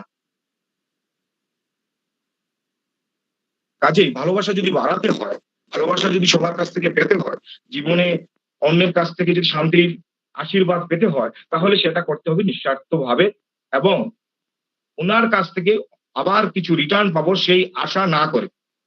কাজে আমাদের মনে রাখতে হবে যে আমাদের শিক্ষার্থীদের এবং শিক্ষককে যে আমরা যে জিনিস দান করব সেটা যাতে নিঃস্বার্থ হয় এবং তবেই আমাদের রিটার্ন সম্ভব এবং সেটা হবে প্রকৃত অর্থে ভালোবাসা। আমাদের জীবনে বন্ধু বান্ধব, পরিবেশী, পরিবেশ, কলিগস খুব ইম্পর্টেন্ট। আজ শান্তির পরিবেশ বিঘ্নিত হচ্ছে সোশ্যাল সেক্টরেও। কাজেই সোশ্যাল সেক্টরেও আমাদের লক্ষ্য রাখতে হবে যাতে করে শান্তি বিঘ্নিত না হয়। আমরা কিভাবে সে কাজ করতে পারি, এক্ষেত্রে আমাদের লক্ষ্য রাখতে হবে যে আমাদের আচরণ বা বিহেভিয়ার যাতে সঠিক হয়। বিহেভিয়ার সঠিক কিভাবে হয় তার মধ্যে একটি উদাহরণস্বরূপ বলা যেতে পারে যে আমরা অনেক সময় ভুলে যাই যে হাউ টু টক, কিভাবে কথা বলতে হবে। আমরা ভুলে যাই যে শব্দ ব্রহ্ম। আমরা ভুলে যাই যে আমার কথা থেকে কেউ যাতে ইনসাল্ট না হয় বা অপমান বোধ না করে। আমরা এরকম একটি কথা বললাম, হয়তো কোনো একজন, সে আমার কলিগই হোক বা বন্ধুই হোক, সে হয়তো ভুল করেছে বা আমার সাবঅর্ডিনেটই হোক অফিসে, সে একটি ভুল করেছে, সে হয়তো আসতে দেরি করেছে। আমরা এমন ভাবে বলে দেই যে তার অপমান হয়ে যায়, তার সেই কথাটিতে সে অপমানিত বোধ করে এবং এর ফলে সেও আপনাকে অপমান করার জন্য প্রস্তুত হয়ে যায় এবং পরবর্তী সময় আস্তে আস্তে শান্তির বাতাবরণ নষ্ট হয়ে যায়, অশান্তির পরিবেশ সৃষ্টি হয় এবং এর ফলে আমাদের পরিবেশ নষ্ট হয়ে যায়। কাজেই আমাদের সোশ্যাল সেক্টরে সামাজিকভাবেও আমাদেরকে এই কথা লক্ষ্য রাখতে হবে যে আমাদের জীবনে যাতে শান্তি থাকে।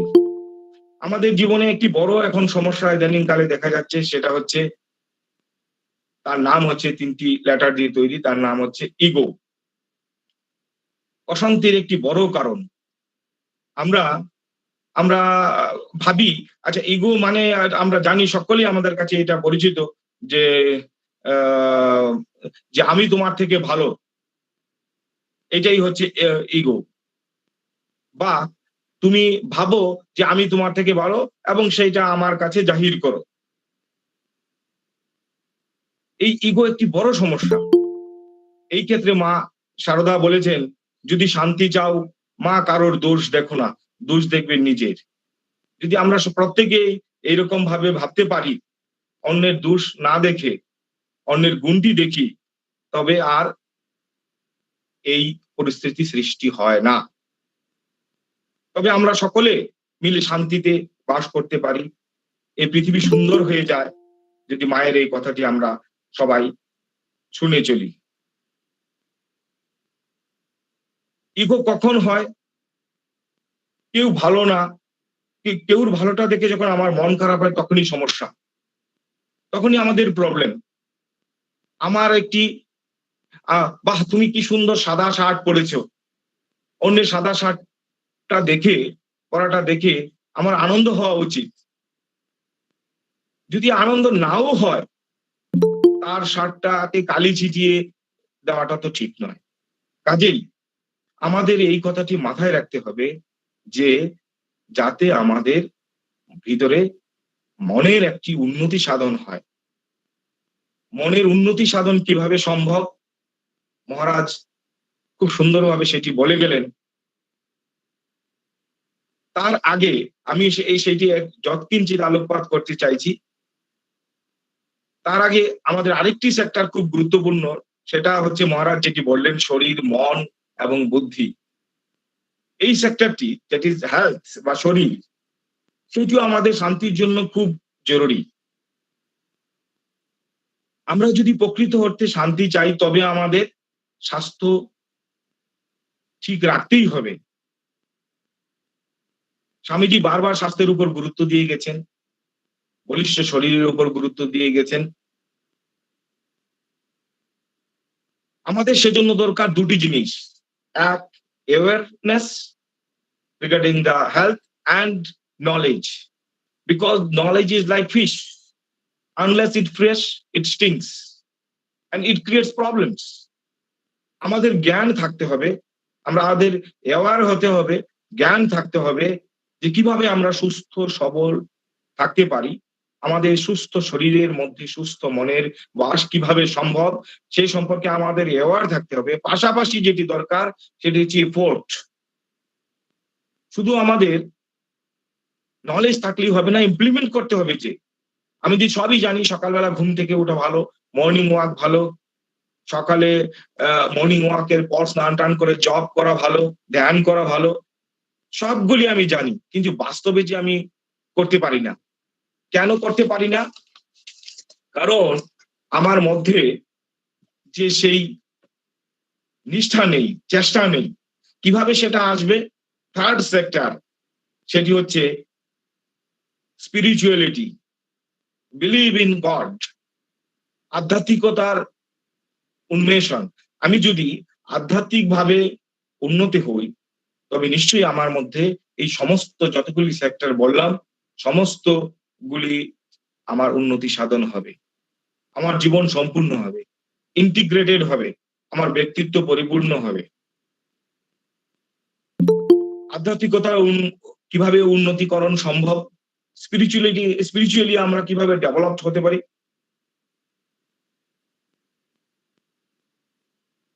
আমার জীবনে প্রচন্ড দুঃখ আছে বা আসবে, সেক্ষেত্রে আমার মনে করতে হবে যে ঈশ্বর আমাকে আরো শক্তিশালী করার জন্যই এই দুঃখের অবতারণা করেছেন, এবং এটি আমার কাছে একটি ট্রেনিং স্বরূপ। এর থেকে আমি আবার উত্তরণ হব, আলু ছায়ার মতো দুঃখ আর শোক, কাজে এতে আমার মন ভারাক্রান্ত হবে না।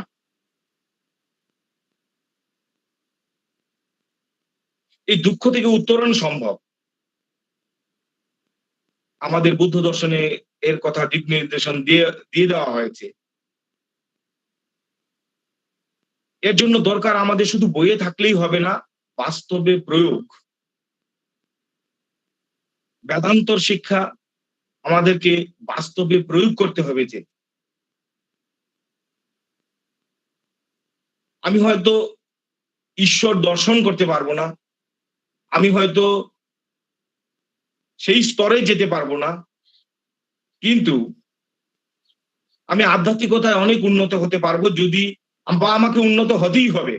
বাকি সবগুলি সেক্টর তবেই সার্থক হবে যদি আমি আধ্যাত্মিকতা আমার মধ্যে থাকে এবং আধ্যাত্মিকতা আমি উন্নত হতে পারি। আমার শারীরিক উন্নতি, আমার মনের উন্নতি, বুদ্ধির উন্নতি করে ধীরে ধীরে ধীরে ধীরে ধীরে আমি এমন স্তরে পৌঁছাবো যখন আমার মনকেও জয় করা সম্ভব হয়ে যাবে, এবং চরম শান্তি বা আনন্দ পেতে গেলে আমাকে এই স্তর অতিক্রম করতেই হবে। ধ্যানের দ্বারা কি শান্তি সম্ভব? মহারাজ বলে গেছেন যে ধ্যানের এমন একটি স্তর রয়েছে যেখানে গেলে শুধুই আনন্দ, এবং মহারাজরা সেটা উপলব্ধি করেন।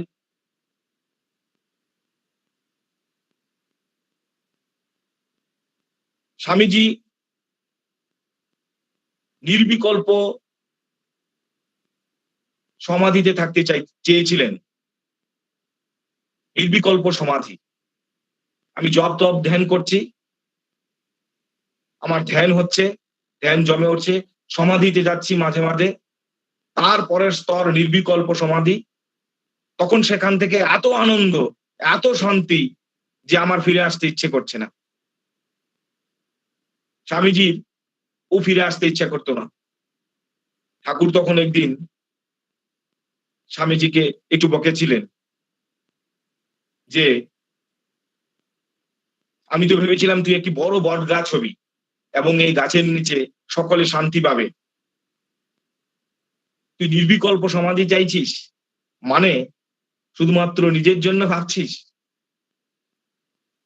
এ তো বট গাছ হতে হবে।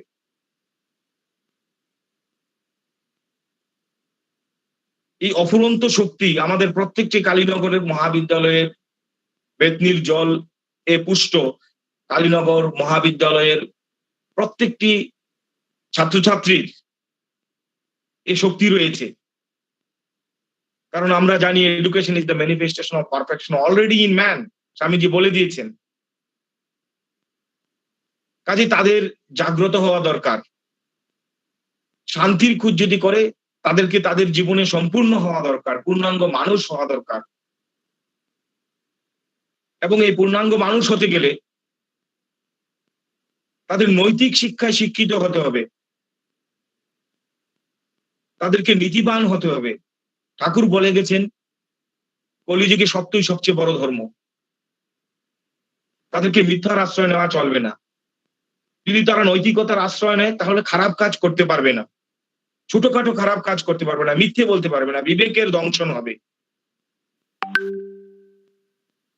এবং নৈতিকতা পালন করতে করতে তাদের মধ্যে নৈতিক বোধ জাগ্রত হবে, শৃঙ্খলা বোধ আসবে, তাদের লেখাপড়ায় মনোনিবেশ হবে, মন একাগ্র হবে, জীবনে সাফল্য আসবে। এবং এই স্তর অতিক্রম করতে করতে যদি তারা উপরের দিকে কোনোদিন উঠতে পারে, তখন দেখবে নিচ আর উপর যে একই। চোখ বুজে যাকে দেখতে পাচ্ছি চোখ খুললেও তো তাই। তাই স্বামীজি বলেছেন শিবজ্ঞানের জীব সেবা। তখন তারা মানুষের সেবায় উত্তীর্ণ হয়ে যাবে, তখন তাদের মধ্যে অনাবিল আনন্দ হবে। কাজেই নৈতিক শিক্ষা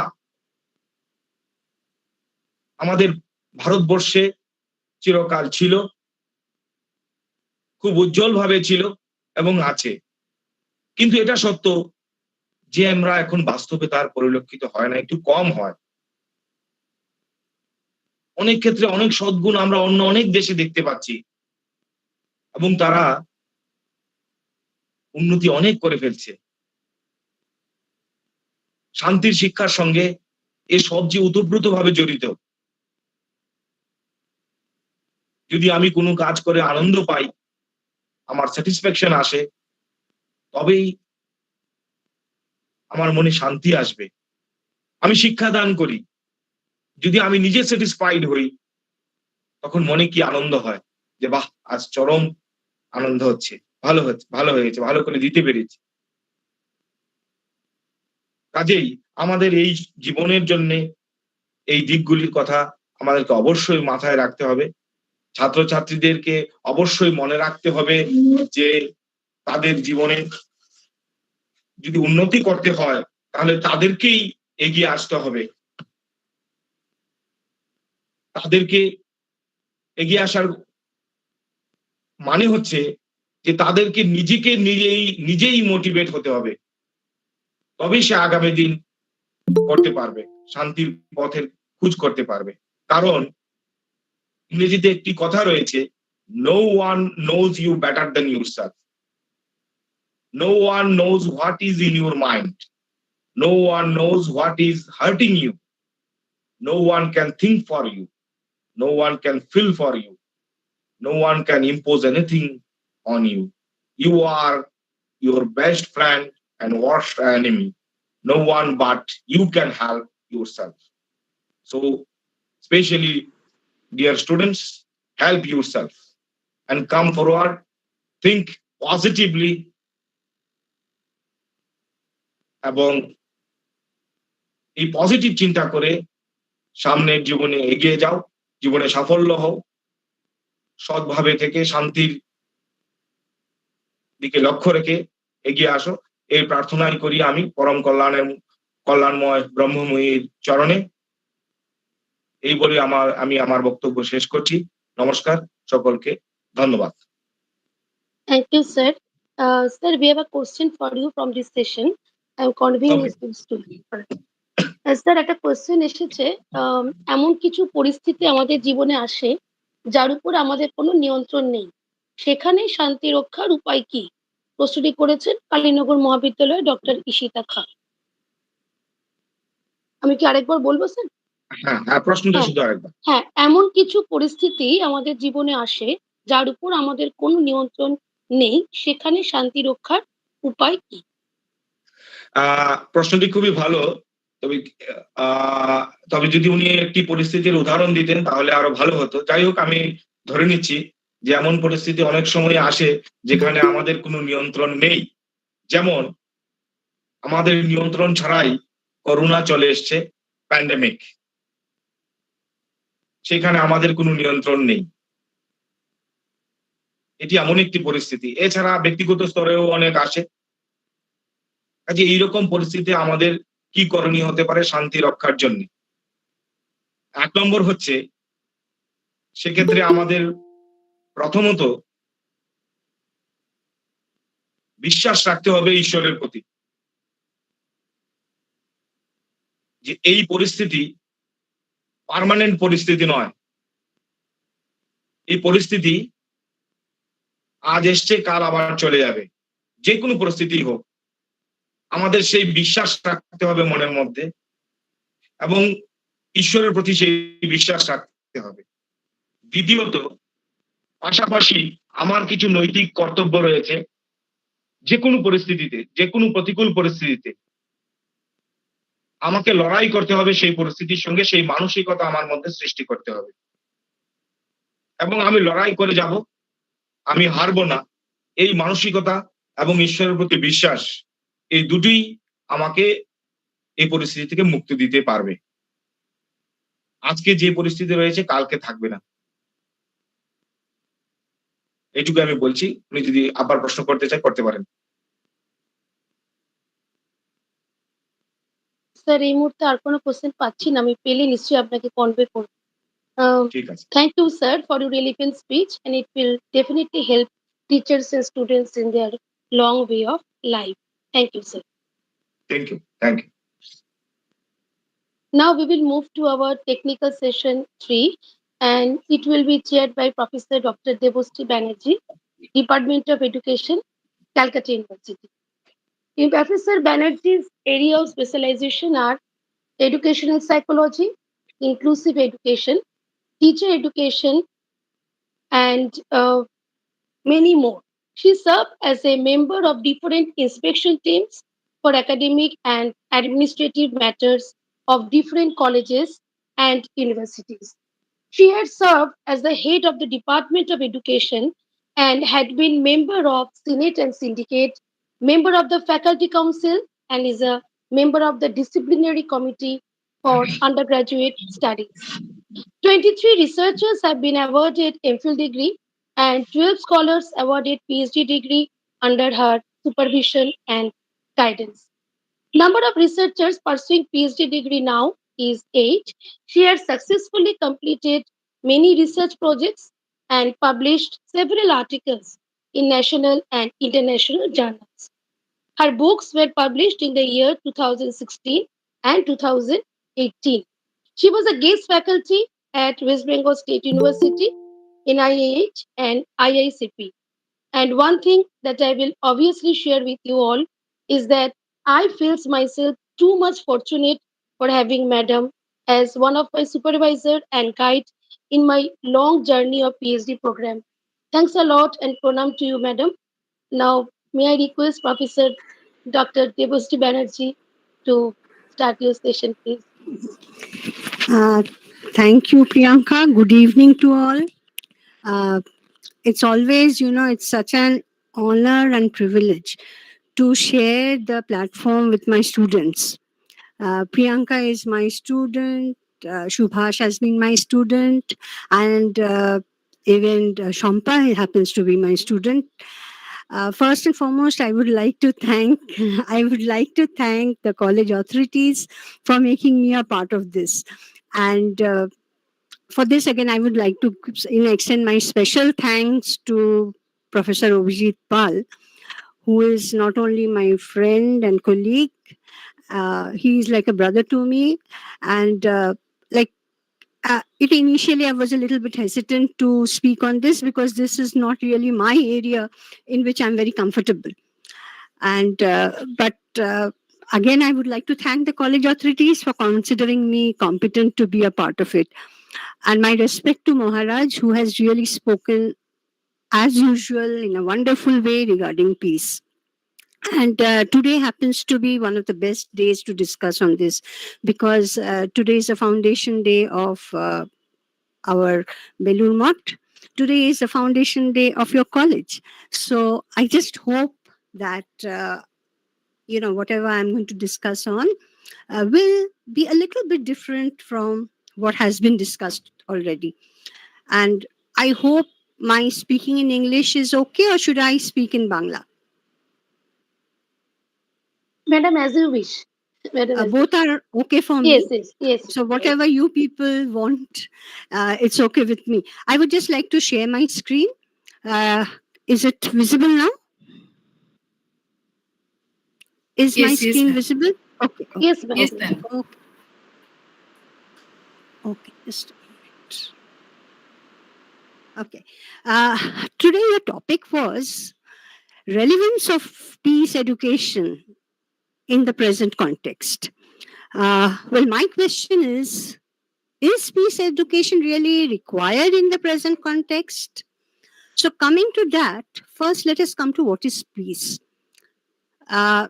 Before me, there were two erudite speakers who have already stated what peace is. It is being calm or quiet. Now, this calmness or quietness can be internal, that is within the individual. It can also be external, that is in our social area, in the political sphere, in a global sphere, or even in the local sphere. Now, what is this inner peace? It is where we are physically and spiritually calm despite the many stresses.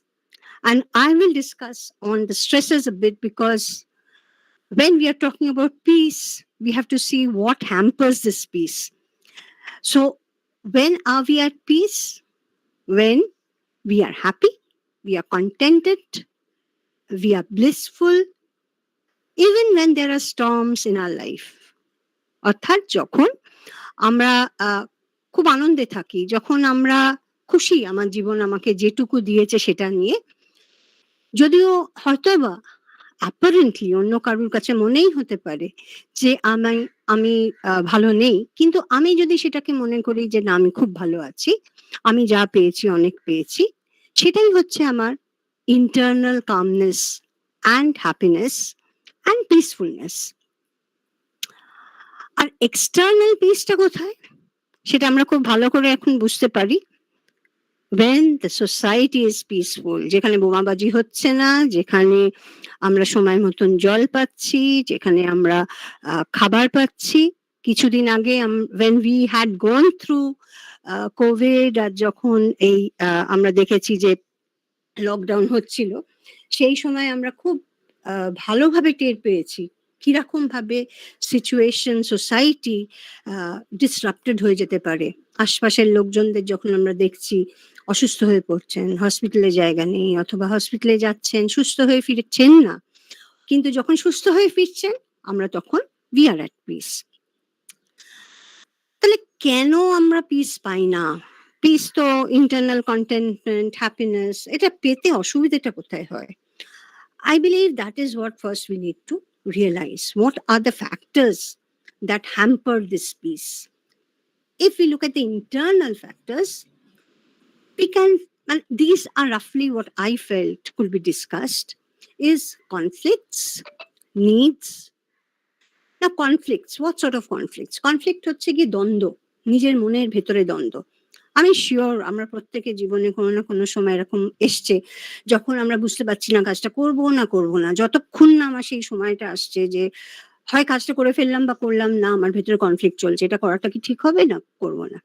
এই যেমন student life এটা খুব হয় না, বন্ধুরা বলছে যে cinema দেখতে যেতে, এদিকে আমার অনেক কাজ পড়ে রয়েছে, পরীক্ষা রয়েছে, কি করব, বন্ধুদের সঙ্গে যেতেও ইচ্ছে করছে, আবার এদিকে পরীক্ষার ভয় হচ্ছে। তো তখন আমার কি হচ্ছে, আমার পিসটা হ্যাম্পার্ড হচ্ছে। তখন মা বাবা যদি বলেন না এখন যাস না, তখন ভীষণ মাথা গরম হয়ে যাচ্ছে। তো সেই রকমই এইটাতে আমরা দেখতে পাচ্ছি there can be conflicts, internal conflicts. I'm not talking about external conflicts. আর কি হতে পারে, নিডস। আবারও সেই আসছি লকডাউন, যেখানে আমাদের দেশের প্রচুর মানুষ তাদের বেসিক নিডস গুলোকে স্যাটিসফাই করতে পারছিলেন না। খাদ্য নেই, জল নেই। কত মানুষকে আমরা দেখলাম যে তারা পরিযায়ী শ্রমিক হিসেবে অন্য জায়গায় গেছেন, ফেরার সময় কত রকম সমস্যার ভেতর দিয়ে আসছেন। So they were not at peace then. অবশ্যই যেটা খুব বড় জিনিস which hampers our peace, our mental peace, is our anger. And if we look at, again, if we look at Indian philosophy, if we look at what the Indian philosophy states about our enemies, যে ষড়রিপুর কথা বলা হয়েছে, there is anger in that. আরেকটা কখন, একটু আগে আমার আগে স্পিকার সুভাষ আমার ছাত্র বলছিলেন যে যখন আমরা হয়তো লিস্ট নিয়ে গেছি 3টে জিনিস কিনবো, কিন্তু গিয়ে আমরা একটা এত সুন্দর সুন্দর জিনিস দেখতে পেলাম, তখন মনে হলো আরেকটা কিনে নি। আমার বাজেট ছিল 300 টাকা, আমি দেখলাম 500 টাকা দিলে কি হবে, আচ্ছা ঠিক আছে আজকে তো দিয়ে দিই, মার থেকে চেয়ে নেবো। So that is nothing but grid. হয়তো আমার 300 টাকার জামাটা পরলেও হয়ে যেত, কিন্তু আমার লোভ, সে আমার ভেতরে এই পিসটাকে নষ্ট করে দিচ্ছে। ইস, ওটাকে হলে ভালো হতো, ওইটা আর একটু বেটার। এই সবসময় গ্রিড, আরো চাই আরো চাই আরো চাই, that tends to hamper our internal peace. And of course ego, that is, আমি যদি ওটাকে একটু অন্যভাবে বলি, সেটা হচ্ছে গিয়ে আমাদের দম্ভ। আমাদের সবসময় মনে হচ্ছে যে we are competing with others, we are competing with ourselves, and that is the main source of dissatisfaction, and that is what hampers our peace. Externally যদি আমরা দেখি, সেখানে আমরা খুব ভালো করে দেখতে পাচ্ছি আমাদের দেশের অবস্থাতে এবং আমরা বিশ্ব জুড়ে যে অবস্থা, that is greed for power and social conflict. Social conflict এর ভেতরে আমরা দেখতে পাচ্ছি কি রকম নানান দেশের ভেতর কোন রেস বেশি ভালো সেই নিয়ে যখন ঝামেলা চলছে, তার সেখানকার পিস অ্যাফেক্টেড হচ্ছে। পলিটিক্যাল কনফ্লিক্টস, অবশ্যই ইকোনমিক কনফ্লিক্টস, এবং আমাদের দেশ ছাড়াও অন্যান্য অনেক দেশে আমরা একটা জিনিস দেখছি, unfortunately, that is religious conflicts, এবং সেইগুলো দে আর অল হ্যাম্পারিং পিস। যদিও আনফর্চুনেটলি বলছি, কারণ religion, actually, if we look into the religion, all religions always talk of peace and acceptance of others. These are the main factors, these are our enemies which affect peace. Sorry. I was just looking at the newspapers. রোজ আমরা newspaper আর টিভিতে কয়েকটা জিনিস দেখতে পাই। এইটা একটা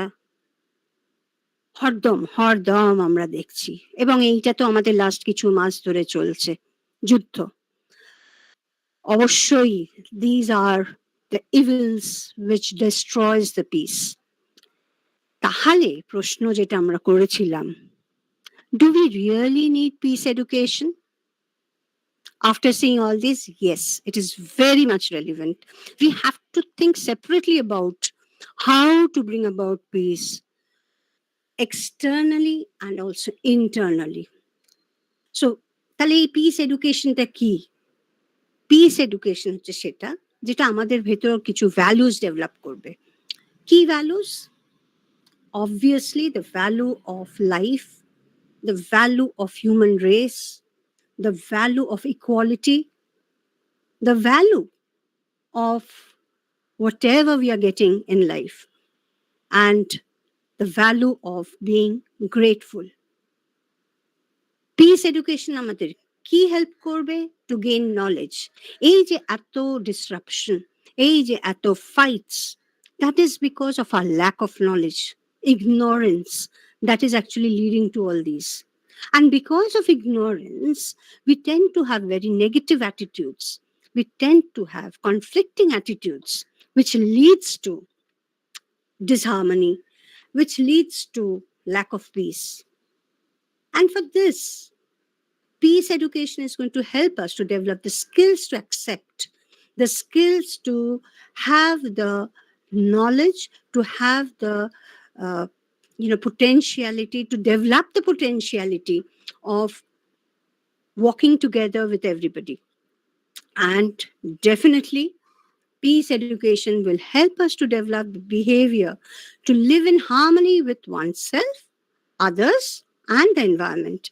এইটা খুব গুরুত্বপূর্ণ, কারণ আমরা খালি নিজেদের ভেতরের কনফ্লিক্ট না, আশপাশে মানুষের সঙ্গে কনফ্লিক্ট না, আমাদের আশপাশের যে এনভায়রনমেন্টটা রয়েছে, যেটা নিয়ে এখন এত চর্চা হচ্ছে, এই যে কালবৈশাখী হচ্ছে না, কেন হচ্ছে না, কেন এত গাছ মরে যাচ্ছে, এত খরা দেখা দিচ্ছে, তার কারণটাও তো সেই আমাদের গ্রিড, যেটা আমাদের প্রলোভন দেখিয়েছে নেচারকে ডিস্ট্রয় করতে, করে কি হয়েছে, আমাদের পিসটা আমরা হারিয়ে ফেলছি, peace of mind, peace of living হারাচ্ছি।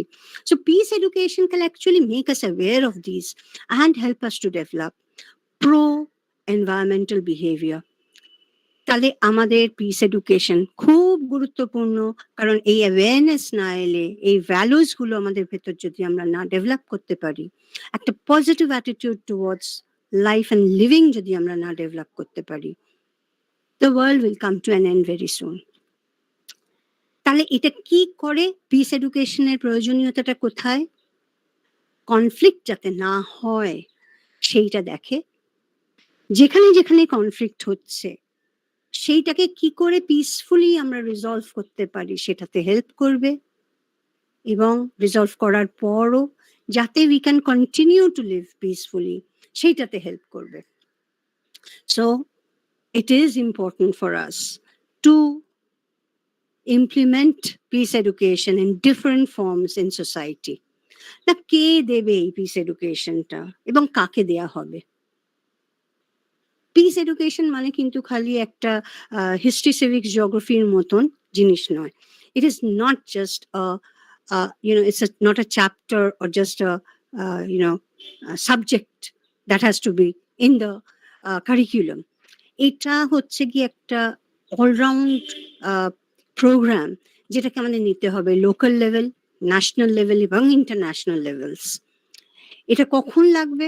when do we do it? when we are at peace, so that we can maintain that peace. When do we need peace education? When there are conflicts, to make people realize that you have this conflict and you have to overcome it.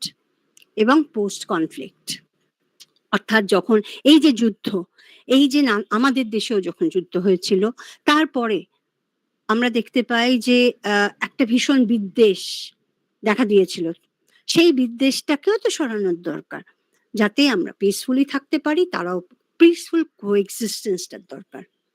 এবং এটা কাদের দিতে হবে? এরকম নয় যে খালি যারা স্কুলে পড়ছে তাদের, অবশ্যই তাদের জানার দরকার, কারণ দে আর ফিউচার সিটিজেন্স। এছাড়াও আমাদের দরকার, আমাদের থেকে বয়স্ক যারা তাদের দরকার। এবং এটা কার ভেতর দিয়ে আসবে? ফর্মাল সেটিং এবং ইনফর্মাল সেটিং। ফর্মাল সেটিং মানে আমাদের স্কুল, কলেজ, বিশ্ববিদ্যালয়, তার ভেতর দিয়ে। ইনফর্মাল সেটিং মানে খবরের কাগজ, news paper, magazines, TV, radio, প্রত্যেকটার ভেতর দিয়ে, এবং এখন তো ভীষণভাবেই সোশ্যাল মিডিয়া। এবার আমরা সেটাকে কিভাবে, how do we accept it? How do we develop peace? Individual লেভেলে সব থেকে গুরুত্বপূর্ণ এটা, যেটা আমি বলছিলাম যে কে হ্যাম্পার করে পিসকে? আমাদের গ্রিড, আমাদের ল্যাক অফ সেলফ কন্ট্রোল, আমাদের অ্যাঙ্গার। তো সেই ক্ষেত্রে first thing that we need to teach ourselves and others is practicing self-control, practicing what to say, when to say, and how to say. Not only that, also practicing the way to say and the way to do things, তাহলে practicing self-control, তাছাড়াও যেটা ভীষণ গুরুত্বপূর্ণ এখনকার দিনে, যার থেকে এত অশান্তি আমাদের ভেতর চারিপাশে, সেটা হচ্ছে developing the value of minimum needs, যেটা আমাদের ইন্ডিয়ান কালচারের পার্ট। সেটা হচ্ছে not showing off, be satisfied with whatever you have. That is very important. And because these needs go on extending, যত যেমন এটা আমরা দেখি না বাচ্চাদের, যে ছোটবেলা থেকে মা বাবা ভাবেন যে এখন একটু দিয়ে দিই, কি আছে, আবার একটু যখন বড় হবে ও বুঝে যাবে। কিন্তু মুশকিলটা কি হয়, সেই চাহিদাটা বাড়তে থাকে। ছোটবেলায় হয়তো একটা পেন্সিল বক্স, যত বড় হচ্ছে সাইকেল, মোটর বাইক, দামি মোবাইল, দামি জিনিস না হলে তখন তার চলছে না কম্পিট করতে গিয়ে। সো এইটা যত বাড়বে তত তো কনফ্লিক্ট, আশপাশের লোকের সঙ্গে কনফ্লিক্ট, তার এবিলিটি অ্যান্ড এক্সপেকটেশনস এর conflict. So that is going to again hamper their peace. So developing the value of minimum needs, যেটা প্রয়োজনটা মেটানোর মতনই থাকা ভালো। একটা খুব ভালো কোট ছিল, that is money should be means to an end, not an end in itself. অর্থাৎ পয়সার প্রয়োজনীয়তা নিশ্চয়ই আছে, কিন্তু সেই প্রয়োজন মেটানোর জন্য প্রয়োজনীয়তাটা দরকার। খালি পয়সার পেছনে ছুটলে কিন্তু সেই তার শেষ নেই। আজকে মনে হচ্ছে 1000 টাকা হলে হয়, পরের দিন মনে হবে, যখন 1000 টাকা রোজগার করছি তখন মনে হবে 10,000 টাকা, 10,000 হয়ে গেলে মনে হবে 50,000 টাকা, তারপর মনে হবে লাখ টাকা, কোটি টাকা। So we are just running after things which are actually useless. এছাড়াও at the individual level we have to realize that each and every individual is different. আমাদের প্রত্যেকে আলাদা, প্রত্যেকটা মানুষের চিন্তা আলাদা, প্রত্যেকটা মানুষের চেহারা আলাদা, প্রত্যেকটা মানুষের ওয়ে অফ লার্নিং আলাদা, এবিলিটি আলাদা, আমাদের বিলিফস আলাদা। If we don't learn to accept the difference, there will be conflicts and that will hamper peace. So we have to learn to accept differences. ওই বিবিধের মাঝে দেখো মিলন মহান, এটা খুব গুরুত্বপূর্ণ। আর আজকে জাস্ট ইমাজিন যদি সবাই আমরা একরকম দেখতে হতাম, হাউ উড দ্যাট বি? সবাই গান করতে পারে, সবাই নাচতে পারে, তাহলে কোনো তো সেখানে স্পেশালিটি থাকতো না। It would be very monotonous. So we have to accept the differences, and that can help us to be at peace. Next is realizing that nothing is permanent in this world. কোনো জিনিসই permanent নয়। এইটা যদি আমরা realise করি, আমার এক্ষুনি এটা লাগবে, এটা না হলেই হচ্ছে না, অমুক ছাড়াই হচ্ছে না, এই যে restlessness, that can be calmed, everything will move on. Maharaj একটা কথা সুন্দর বললেন যে 3:15 সময় আমার মনে হচ্ছে 3:30টা ফিউচার, 3:30 কিন্তু 3:15 পাস্ট হয়ে গেছে। So time and tide waits for no man. So similarly we have to be more hopeful. We have to realize যে যেটাকে আঁকড়ে বসে আছি, that is not very important. We have to overcome those feelings. ওই চাহিদার, ওই আঁকড়ানোর থেকেই কিন্তু যত অশান্তি। And learning to know one's limits. আমি কি করতে পারি, কি করতে পারি না, কিটা করা উচিত, কোনটা করা উচিত নয়, কোনটা হলে I am stepping into others' fields, সেইটা শেখাটাও খুব দরকার। And that can be taught not only through our institutions, but also through our informal agencies like the family, the social groups, and definitely mass media has a role to play. এটা আমরা কিভাবে শেখাতে পারি? আমি বারবার মাস মিডিয়ার উপর জোর দিচ্ছি। তার একটা মেন কারণ হচ্ছে যে আমাদের আমরা কি দেখছি, কি শুনছি, তার ইম্প্যাক্ট কিন্তু আমাদের থট প্রসেসে পড়ছে।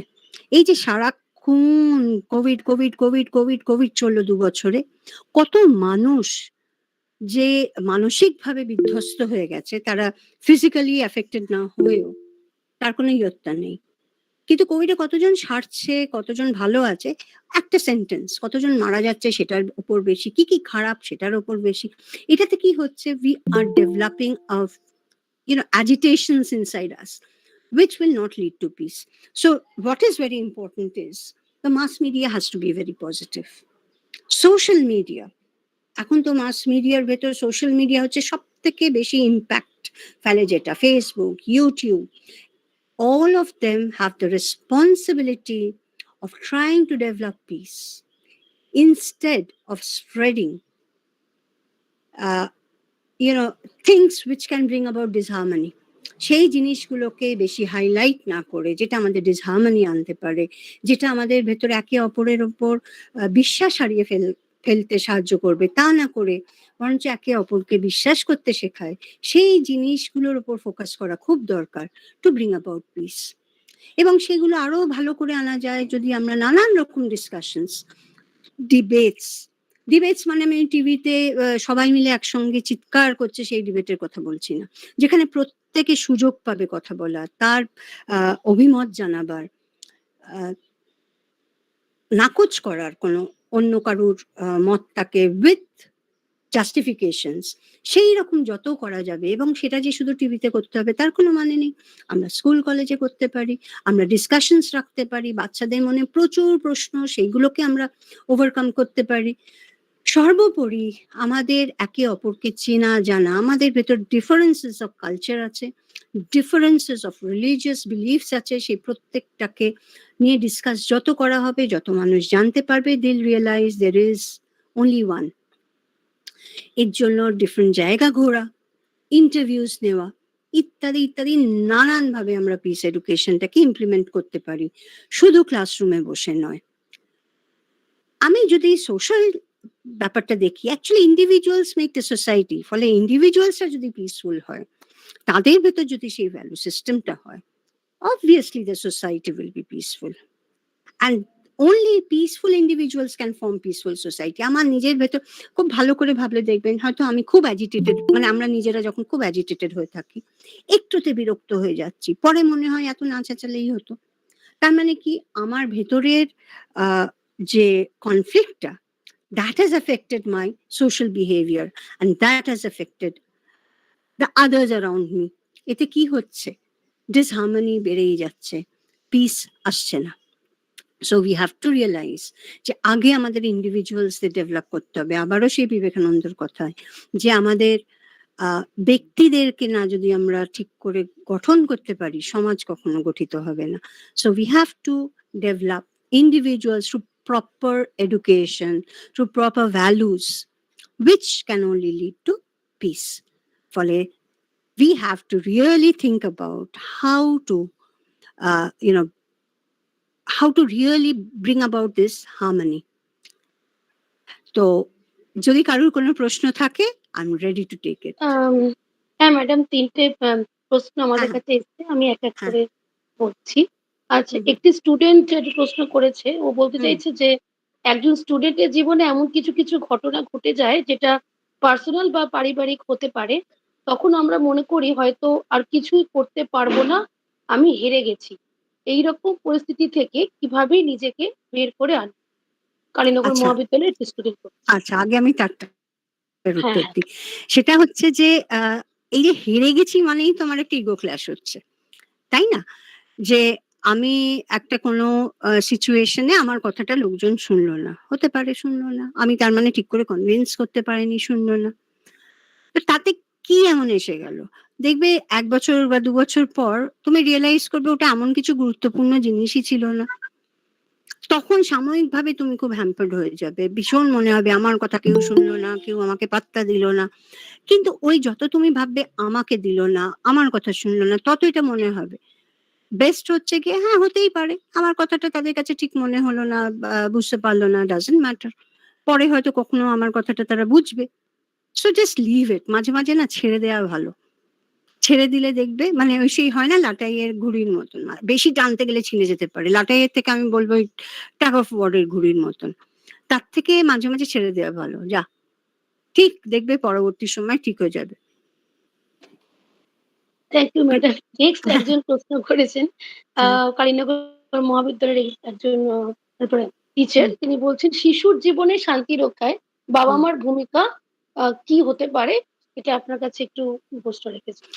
হ্যাঁ, অ্যাকচুয়ালি না, শিশুর জীবনে শান্তির জন্য আগে বাবা মাকে শান্তিপূর্ণ সহাবস্থান করতে হবে। মুশকিল কি হয়, আমাদের অনেকটাই সোশ্যাল লার্নিং হয়। আমরা ছোট থেকে যেমন দেখি যেভাবে অন্যরা সংসারের ভেতর আরেকজনের সঙ্গে বিহেভ করছে, আমরা দুটো জিনিস করতে পারি। এক হচ্ছে তাকে ইমিটেট করতে পারি, এবং আমরাও ঠিক সেইভাবেই ব্যবহার করতে পারি, আচার-আচরণ করতে পারি। আরেকটা হতে পারে যে আমরা কোনো কারণে আমাদের পছন্দ হচ্ছে না তার সেই ব্যবহার, তো আমরা পুরো উল্টো ব্যবহার করতে পারি। এবার শিশুর জীবনে শান্তির জন্য ফার্স্ট অ্যান্ড ফরমোস্ট হচ্ছে তার সামনে যদি আমরা ভায়োলেন্ট হয়ে যাই, তাহলে সে ভায়োলেন্সটাই শিখবে।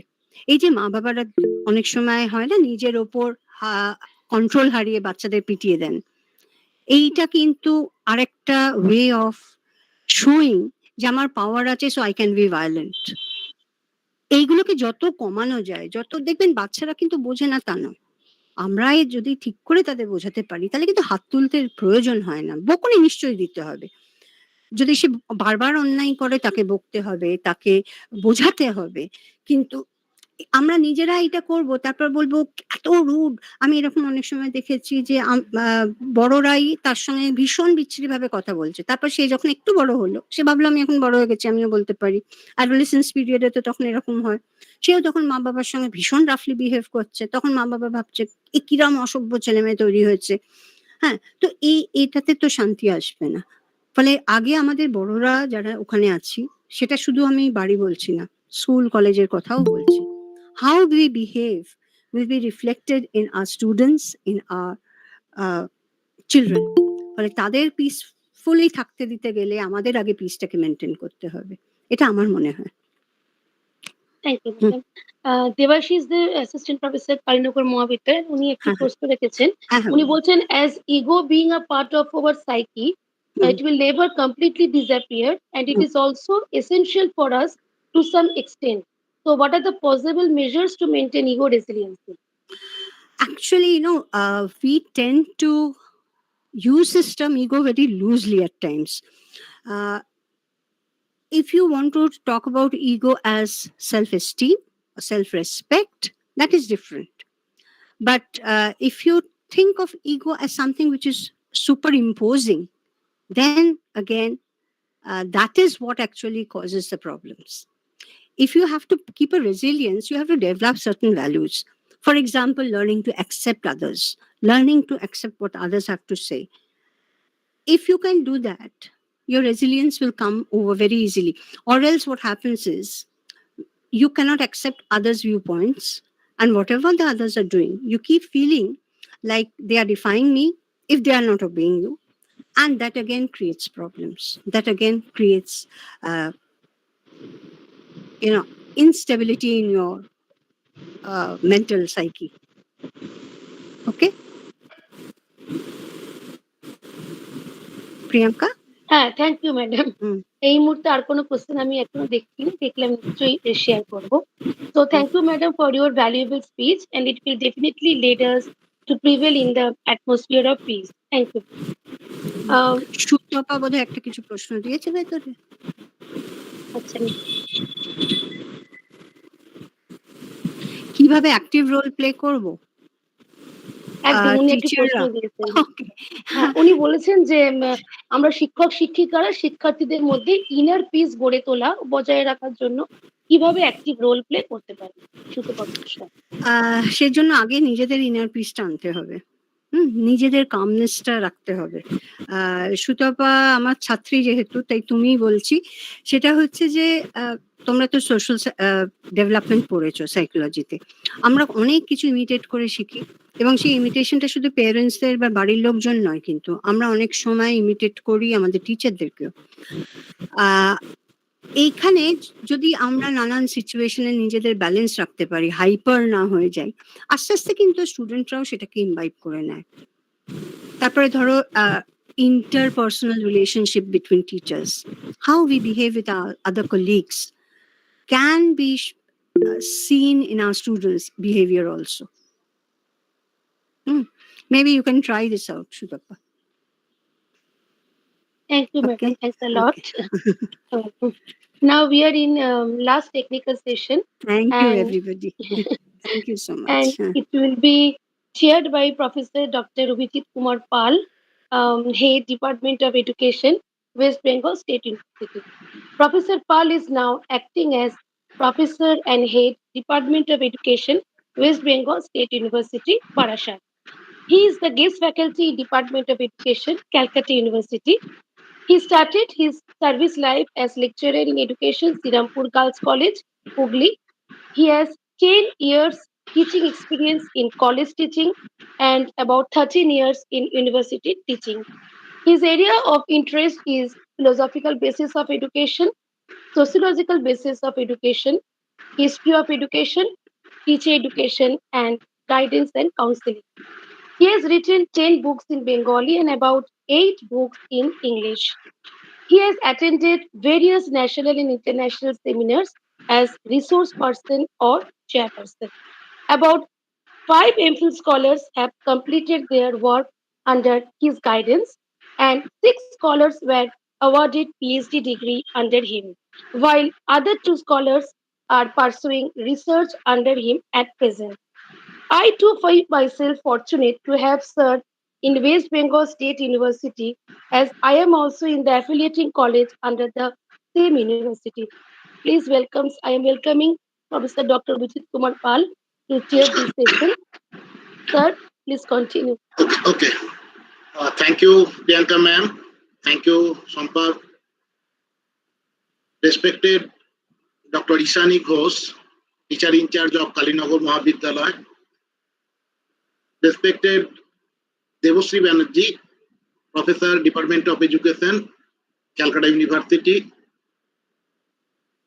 Respected resource person, Dr. Subhash Sarkar, Associate Professor, Department of Education, Tripura University. Respected Swamiji Dipogunananda Maharaj, ex-principal, Ramkrishna Mission Shikhon Mandir, Belur. Respected faculties of Kalinagar Mahavidyalaya, respected participants of this webinar, my beloved students. প্রথমেই জানাই আজ এমন একটা দিন তিনটে দিক থেকে গুরুত্বপূর্ণ। আজ 1 মে আন্তর্জাতিক শ্রমিক দিবস, ইন্টারন্যাশনাল লেবার ডে। আজকে বেলুড় মঠের প্রতিষ্ঠার 125 বছর। আবার আজ কালীনগর মহাবিদ্যালয়েরও ফাউন্ডেশন ডে, এটাও জানতে পারলাম। এইরকম একটা দিনে relevance of peace education in the present context শীর্ষক যে ওয়েবিনার আলোচনা আয়োজন করা হয়েছে, তাতে আমার পূর্বে যে 3 জন রিসোর্স পার্সন বললেন, তা থেকে আমরা সবাই, এমনকি আমিও সমৃদ্ধ থেকে সমৃদ্ধতর হয়েছি। মহারাজের বক্তব্য থেকে আমাদের আধ্যাত্মিক জীবন, স্পিরিচুয়াল লাইফ, কি করা উচিত উচিত নয়, সেই শান্তি বজায় রাখার জন্য আমরা কি করব করব না ইত্যাদি। সুভাষবাবু তার বক্তব্যে আমাদের পারিবারিক জীবনে আমরা কি করা উচিত উচিত নয়, কিভাবে আমাদের শান্তি বিঘ্নিত হচ্ছে, সেই পরিপ্রেক্ষিতে আমাদের কি করণীয়, সেগুলো তুলে ধরেছেন। আর জাস্ট কিছুক্ষণ আগে আমাদের রেসপেক্টেড দেবশ্রী ম্যাডাম খুব সুন্দরভাবে তার পিপিটি সহযোগে যে বক্তব্য রাখলেন, সত্যি আই এম ওভারওয়েলমড বলতে মানে অপেক্ষা রাখে না। এবং আমার দৃঢ় বিশ্বাস যারা এতক্ষণ ধরে শুনছেন তারা ওই ম্যাডামের বক্তব্যকে ভীষণভাবে প্রশংসা করেছেন। উনি মূলত সাইকোলজিক্যাল অ্যাসপেক্ট আমাদের সেই দিকটাকে তুলে ধরেছেন সুন্দরভাবে, এবং কেন আমাদের শান্তি, ইন্টারনাল এক্সটার্নাল পিস, তার জন্য আমরা কি করব, কি করা উচিত, কিভাবে বিঘ্নিত হচ্ছে, সুন্দর তুলে ধরেছে। ন্যাচারালি এই 3 রিসোর্স পার্সনের পরে আমার বক্তব্যটা অনেকটাই হয়তো পানসে লাগবে এবং কোনো ক্ষেত্রে পুনরাবৃত্তি বলে মনে হবে। তাই আমি যে পিপিটি গুলো দেখাবো সেগুলো কিছুটা স্কিপ করে যাব, অর্থাৎ জাস্ট দেখিয়ে দেব, আলোচনা করব না, বা হেডিং গুলো উল্লেখ করব। আর কোথায় কোথায় যদি মনে হয় একটু আলোচনা করা দরকার, সেই আলোচনাটুকু করব। কারণ প্রায় 1.5 ঘন্টার উপর হয়ে গেছে, ইতিমধ্যেই যারা শ্রোতা তাদের ধৈর্যচ্যুতি ঘটতে শুরু করেছে। আর সব শেষে আমি একটা ভিডিও দেখাবো, সেটা হয়তো অনেকের ভালো লাগবে। দেখা যাক এবার আমরা একটু পিপিটিটা শেয়ার করি।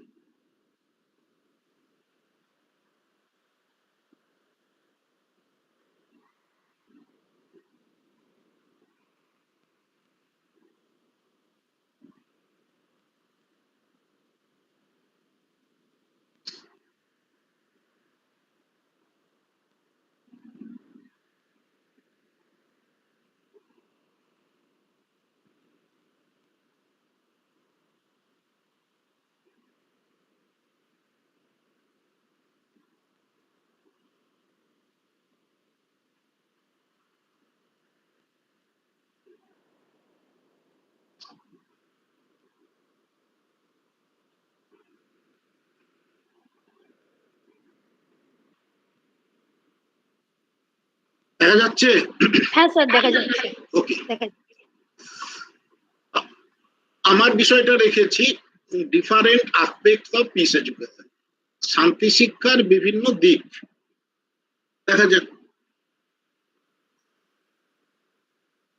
আমরা মহাত্মা গান্ধীর বিখ্যাত একটা quotation, if we are to teach real peace in this world and if we are to carry on a real war against war, we shall have to begin with the children. অসাধারণ কথা।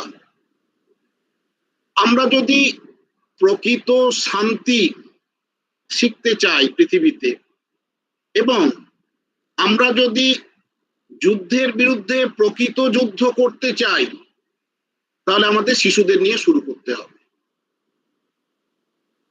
একটু চিন্তা করে দেখুন যে যেভাবে যুদ্ধের দামামার বাজেনি, যুদ্ধ চলছে, 2 মাস অতিক্রান্ত প্রায় হয়ে গেল, রাশিয়া ইউক্রেন, যেভাবে বোমাবাজি চলছে, সাধারণ মানুষ হত হচ্ছে, বাচ্চারা কি নিদারুণ ভাবে ক্ষতবিক্ষত হচ্ছে, বাবা মাকে জড়িয়ে ধরছে, সেখানে তাদের শৈশব, সেখানে তাদের ভবিষ্যৎ সবই যেন একটা বড় জিজ্ঞাসা চিহ্নের সামনে।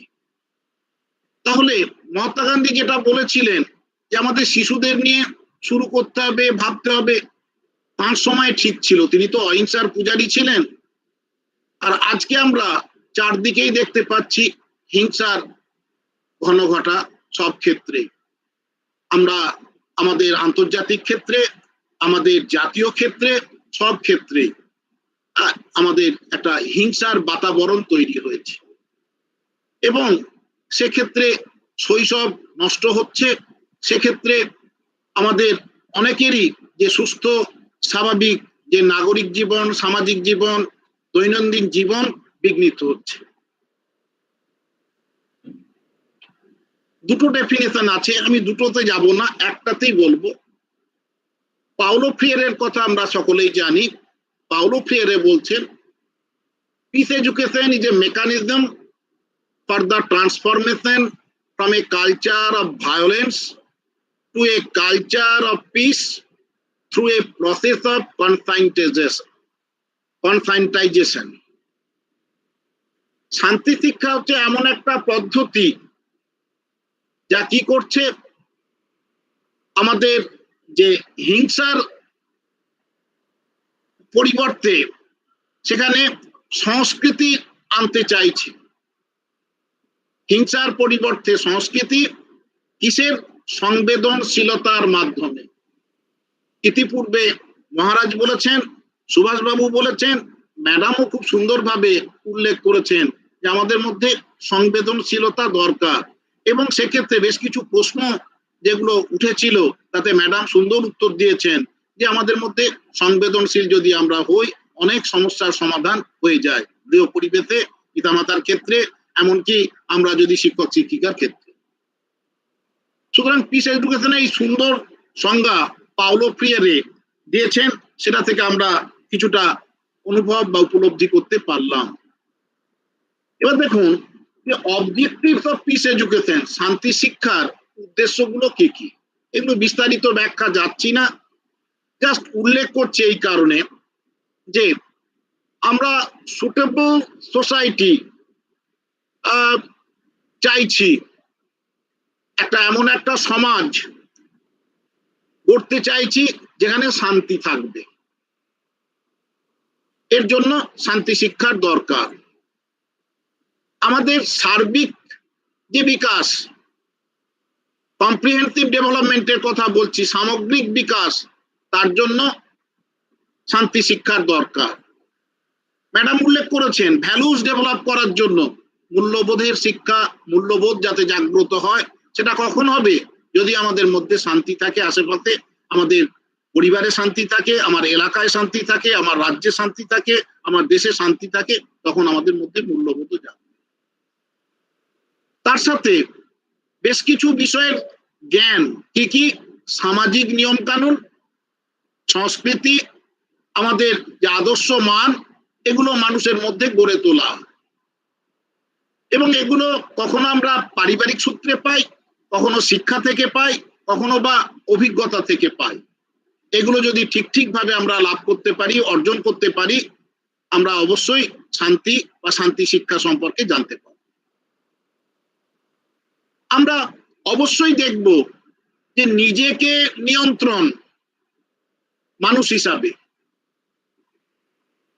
ম্যাডাম উল্লেখ করেছেন যে আমাদের মধ্যে চাহিদার শেষ নেই। আমিও বলে থাকি, মাঝে মাঝে আমার স্টুডেন্টদেরও বলে থাকি যে আমাদের যাবতীয় সমস্যার মূল কারণ হলো চাওয়া পাওয়ার মধ্যে দ্বন্দ্ব, conflict between have and have not, needs and not fulfilment of needs. চাহিদা এবং চাহিদার অতৃপ্তি, এটা থেকে যা চাইছি তা পাচ্ছি না, যা পাচ্ছি তা চাইছি না। এবং এটা থেকেই দেখা যাচ্ছে যে মানসিকভাবে অতৃপ্তি, যেটা ম্যাডাম উল্লেখ করেছেন যে আমাদের মধ্যে গ্রিড, আমাদের মধ্যে ইগো, এগুলো ডেভেলপ করছে, এবং সেগুলো থেকে আমরা কি করে মুক্তি পাবো তার উপায় বলে দিয়েছে। না চাইলে এগুলো আমরা যাব না। আমাদের মধ্যে কিছু সুঅভ্যাস গঠন করার জন্য শান্তি শিক্ষা দরকার, গুড হ্যাবিট। কি কি করব, কি কি করব না। সকালে ঘুম থেকে উঠে যেমন আমাদের বাবা মা শেখান যে দাঁত ব্রাশ করা, মুখ ধোয়া, তাতে কুল্লি করা, এইরকম একবারে ছোট ছোট কিছু গুড হ্যাবিট। ঠান্ডা জলে স্নান করা, শীতকাল হলে একটু গরম জলে স্নান করা, এইরকম একবার ছোটখাটো যেগুলো দিক। খাবার আগে সাবান দিয়ে হাত ধোয়া, এইরকম কিছু গুড হ্যাবিট, যা কিনা পরিবারে শান্তি আনবে, নিজের মধ্যে শান্তি আনবে, ছোট ছোট। তাছাড়া অপরকে গুরুত্ব দেওয়া, এগুলো। এবং দেখুন যে কারণে পরে আমরা এতে বলেছি to help the people so that they can adjust with adverse conditions, প্রতিকূল পরিস্থিতিতে সে যাতে নিজেকে মানিয়ে নিতে পারে, তার জন্য শান্তি শিক্ষা। আমরা যে পরিবেশ, যে পরিস্থিতিতে অবস্থান করছি, সেই পরিবেশ সবসময় আমার অনুকূল হবে এমন কোনো বাধ্যবাধকতা নেই। সেই অনুকূল পরিবেশ যদি অনুকূল হয় তাহলে ঠিক আছে, আর যদি অনুকূল না হয়, প্রতিকূল, তাহলে তাকে অনুকূল করে নেওয়া বা তাতে মানিয়ে নেওয়া, এটাও কিন্তু একটা শান্তি শিক্ষার অঙ্গ। প্রচন্ড গরমকালে এমন এক আত্মীয়ের বাড়ি গেছি যেখানে কথার কথা তার নেই, যে পাখাটা আছে তার হাওয়া লাগছে না। আমি কি তাহলে বলবো যে আমার ভীষণ কষ্ট হচ্ছে? ওরে বাবা, আমাকে সেই পরিস্থিতিতে মানিয়ে নিতে হবে। তিনি যা খেতে দিচ্ছেন সেইটাকে আমাকে গ্রহণ করতে হবে, যে না, ভালো খাবার, এটাই উত্তম। কারণ আমি যদি বলি এটা খাই না, আমি এই কথাটা বারবার বলি, কোন একজন গেস্টের বাড়িতে গিয়ে যদি বলি আমি এটা খাই না, ওটা পছন্দ করি না, তাহলে সে বেচারা অসুবিধায় পড়বে। তাহলে এই দিকগুলোকে কিন্তু মানিয়ে নিতে হবে শান্তি বজায় রাখার জন্য, নিজের শান্তি, অপরের শান্তি। Develop personal knowledge, skill and attitude of human being, মানুষ হিসাবে আমাদের যে ব্যক্তিগত জ্ঞান, দক্ষতা, মনোভাব, এগুলোকে বিকাশ করার দরকার আছে। জ্ঞানের বিকাশ, যতদিন বাঁচি ততদিন শিখি। দক্ষতার বিকাশ, এবং তার সাথে সাথে মনোভাব। আজকে কোন একটা বিষয়ে, কোন একটি ব্যক্তি সম্পর্কে, কোন একটি প্রতিষ্ঠান সম্পর্কে, কোন একজন গোষ্ঠী সম্পর্কে আমি যে মনোভাব পোষণ করছি, সেটা চিরসত্য, চির ধ্রুব নাও হতে পারে। সময়ের পরিপ্রেক্ষিতে, অবস্থার পরিপ্রেক্ষিতে পাল্টে যায়। এবং সেই পাল্টানোর ক্ষেত্রে আমার শিক্ষা, আমার অভিজ্ঞতা, এটা এবং আমার বিচারকরণ ক্ষমতা, যা কিনা আমাকে শান্তির লাভে, শান্তির পথ খুঁজতে সাহায্য করবে। এটা আমি সবাই জানা, সেই জন্য বেশি বলছি না, জাস্ট হেডিং গুলো উল্লেখ করছি। কেন দরকার পিস এডুকেশনের প্রকৃতি, তাতে পার্সোনালিটি ডেভেলপমেন্ট, ব্যক্তি সত্তার বিকাশ সাধনের জন্য, কনসাসনেস অন হিউম্যান রাইট অর্থাৎ মানব অধিকারের সচেতনতা। আমরা অনেক ক্ষেত্রেই জানি না আমাদের কি কি অধিকার আছে, কি কি নেই। অ্যাজ হিউম্যান বিং আমরা কি কি লাভ করব, কি কি লাভ করতে পারি না সমাজে, নাগরিক হিসাবে বা একজন মানুষ হিসাবে ইত্যাদি। মানবাধিকার বিভিন্ন প্রতিষ্ঠান আছে, বিভিন্ন অর্গানাইজেশন আছে, তারা আমাদের সচেতন করছে। এবং ওই হিউম্যান রাইটস নিয়ে আমরা একটা আলাদা পেপার তৈরি হয়েছে, হিউম্যান রাইটস এডুকেশন, সেগুলো আপনারা সকলেই জানেন। রোল ইন অ্যাডজাস্টমেন্ট মানিয়ে নেওয়ার কথা আগেই বলেছি। রোল ইন কগনিটিভ ডেভেলপমেন্ট, আমরা যে প্রজ্ঞামূলক যে বিকাশ তাতে ভূমিকা। রোল ইন সোশ্যাল ডেভেলপমেন্ট, সামাজিক বিকাশে ভূমিকা, শান্তি শিক্ষা। ডেভেলপমেন্ট অফ অ্যাস্থেটিক সেন্স, নান্দনিক বোধের বিকাশে এর শিক্ষার দরকার আছে। কোনটা ভালো কোনটা মন্দ এটা যেমন আমরা বিচার করতে শিখি, সেই রকম শান্তি শিক্ষার দ্বারা আমাদের মধ্যে নান্দনিক বিকাশ, এটা সত্যিই ভালো। কথার কথা, আমরা যদি বিশ্বভারতীতে যাই, সেখানকার পরিবেশ দেখে আমরা সকলেই মুগ্ধ হই যে বাহ কি সুন্দর গাছপালা ঘেরা পরিবেশ, শান্তি বিরাজ করছে। আবার আমরা যদি বেলুর মঠে যাই, সেখানে আমরা জোর করে কথা বলি না। একইভাবে আমরা যখন এতে যাই অর্থাৎ মেট্রোতে যাই, তখন কিন্তু যেখানে সেখানে থুতু ফেলি না। অর্থাৎ এই অ্যাস্থেটিক সেন্স গুলো কিছুটা আমাদের নিজে থেকে আসে, কিছুটা পরিবেশ পরিস্থিতি আমাদের তৈরি করে দেয়। এখানে শান্তি বজায় রাখার জন্য এইগুলো করতে হবে, এইগুলো করবো না। একইভাবে সাংস্কৃতিক বিকাশের জন্য শান্তি শিক্ষার দরকার আছে, এটা বলছি না detail. Necessities of peace education কেন দরকার, এটাও ম্যাডাম অনেকটাই বলেছেন, আমি জাস্ট রিডিং পড়ে যাচ্ছি তাহলে সুবিধা হবে। আর যারা এখানে উপস্থিত আছেন বা যারা স্টুডেন্ট হিসাবে আছো তাদের উদ্দেশ্যে বলছি, এগুলো তোমরা জানো। To satisfy the needs of individual and the mass, to prevent, control and protect violence, হিংসাকে প্রতিরোধ করা, নিয়ন্ত্রণ করা এবং রক্ষা করার জন্য। চারদিকে যখন হিংসা, সেক্ষেত্রে শান্তি শিক্ষার দরকার আছে। To create a feeling of nationalism and internationalism, জাতীয়তা বোধ এবং আন্তর্জাতিকতা বোধের অনুভূতি গড়ে তোলার জন্য। For the conservation of social and cultural heritage, সামাজিক এবং সাংস্কৃতিক ঐতিহ্য সংরক্ষণের জন্য। To create international fraternity feeling among different countries, বিভিন্ন দেশের মধ্যে আন্তর্জাতিক সৌভ্রাতৃত্ব বোধের বিকাশ সাধন গড়ে ওঠে। এবং চিন্তা করে দেখুন, পূর্বতন সোভিয়েত ইউনিয়ন ইউএসএসআর, সেটা ভেঙেই তো এই দেশগুলো তৈরি হয়েছে। Russia, Ukraine, Belarus, Uzbekistan, Kazakhstan, এরকম সব দেশ। তার মানে কোনো এক সময় সোভিয়েত ইউনিয়নের অঙ্গ ছিল এই ইউক্রেন। কিন্তু চিন্তা করে দেখুন, আজকে যখন এভাবে হচ্ছে, সৌভ্রাতৃত্ববোধ উড়ে গেছে। কোন এক সময় ভারত, পাকিস্তান, বাংলাদেশ একই ভূখণ্ডের মধ্যে ছিল, কিন্তু মাঝে মাঝেই আমাদের মধ্যে দেখা যায় যুদ্ধ জিগির, কখনো কখনো ছায়াযুদ্ধ, হুমকি। কিন্তু সাধারণ মানুষ তারা মনে করে, ভাবে যে না, এগুলো চাই না, দরকার নেই। কোনো সাধারণ পাকিস্তানি সে চায় না যে যুদ্ধ হোক, সাধারণ বাংলাদেশের যারা অধিবাসী তারাও চায় না, সাধারণ ভারতবাসীও চায় না। এই যুদ্ধ জিগির অনেক ক্ষেত্রে রাজনৈতিক নেতৃবৃন্দ তারা জাগিয়ে তোলার চেষ্টা করে নিজেদের স্বার্থ সিদ্ধি করার জন্য, এবং এর ফলে সার্বিকভাবে এই ভূখণ্ডের শান্তি বিঘ্নিত। আবার ঠিক চিন্তা করে দেখুন, দীর্ঘদিন চীনের সাথে, কোন এক সময় চীনের সাথে যুদ্ধ হয়েছিল, তারপর চীনের সাথে বন্ধুত্বপূর্ণ সম্পর্ক, আবার মাঝে মাঝে একটা যুদ্ধংদেহী মনোভাব। তাহলে ফ্র্যাটার্নিটি ফিলিং যদি থাকতো, এগুলো কিন্তু থাকতো না। হ্যাঁ, এক্ষেত্রে কিন্তু এটা উল্লেখ্য যে সৌভ্রাতৃত্ববোধ শুধু আমি একা দেখাবো, অন্য কোনো দেশ দেখাবে না, তাহলে কিন্তু থাকতে পারে। অর্থাৎ এই শান্তি বজায় রাখার জন্য উভয় দেশকে বা একাধিক দেশকে সমানভাবে আগ্রহী হতে হবে, না হলে কিন্তু শান্তি থাকবে না।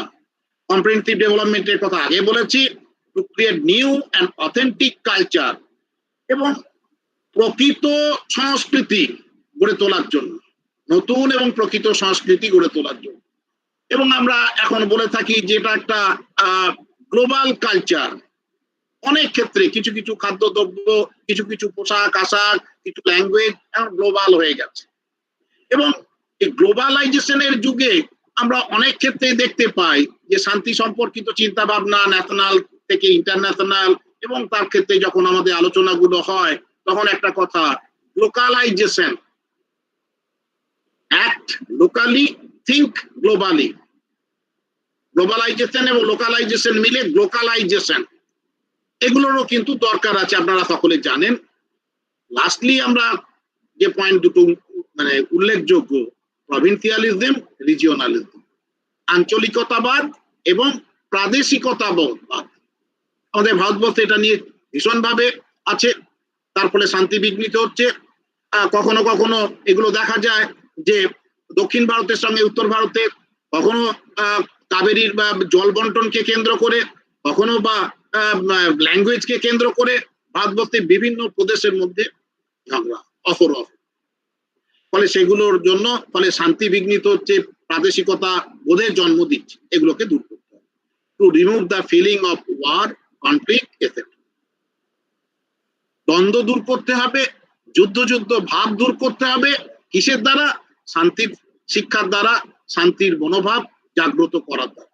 এবং এটা তাদের মধ্যে, সকলের মধ্যে, একেবারে গৃহ পরিবেশে পিতা মাতা সন্তান সন্ততির মধ্যে, পাড়ার পরিবেশে সকলের মধ্যে, আরো বড় পরিবেশে সকলের মধ্যে, এবং রাজ্য স্তরে, জাতীয় স্তরে, আন্তর্জাতিক স্তরে। এগুলো কিন্তু ম্যাডাম উল্লেখ করেছেন। আমি জাস্ট এটাকে একটু দেখাচ্ছি যে শান্তি শিক্ষার পথে ব্যারিয়ার্স, বাধা কোনগুলো। রাজনৈতিক, আমি জাস্ট একটুখানি উল্লেখ আগেই করেছি, রাজনৈতিক প্রতিবন্ধকতা। সাইকোলজিক্যাল ব্যারিয়ার, মনস্তাত্ত্বিক বাধা। অনেক ক্ষেত্রেই দেখা যায় যে আমি চাইছি এক, আর মানসিকভাবে ভীষণভাবে আমি বিদ্বেষ করি। অনেক ক্ষেত্রেই দেখা যায় মানসিকভাবে আমি ততটা উদার নই, উপরে যতটা দেখাচ্ছি মানসিকভাবে নই। এই ব্যারিয়ার গুলোকে কিন্তু আমাদের কাটিয়ে উঠতে হবে। আনএমপ্লয়মেন্ট, যখন বেকারি চারদিকে থাকে তখন সেই বেকার যুবক যুবতী কাজ পাবার জন্য, অর্থ উপার্জনের জন্য এমন কিছু কিছু কাজ কর্ম করে ফেলছে যাতে এলাকায় শান্তি বিঘ্নিত হয়।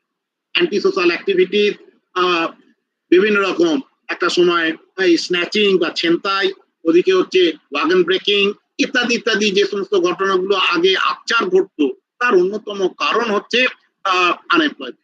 ম্যাডামও উল্লেখ করেছেন এলাকায় বোমাবাজি ইত্যাদি ইত্যাদি, দাদাগিরি, এই সমস্ত ঘটনাগুলো হওয়ার কারণ আনএমপ্লয়মেন্ট। আবার এই unemployment, cultural barrier, psychological barrier, এগুলোর আরেকটা কি কারণ? ইললিটারেসি, নিরক্ষরতা।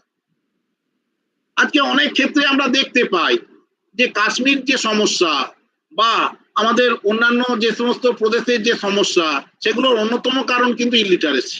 সেই মানুষগুলোকে নিরক্ষরতার সুযোগ নিয়ে তাদেরকে মগজ ধোলাই করা হচ্ছে, এবং তার ফলে তারা দেশ বিরোধী কার্যকলাপে লিপ্ত হয়ে পড়ছে, এবং এর ফলে সেই এলাকার শান্তি বিঘ্নিত হচ্ছে, সার্বিকভাবে দেশের শান্তি বিঘ্নিত হচ্ছে।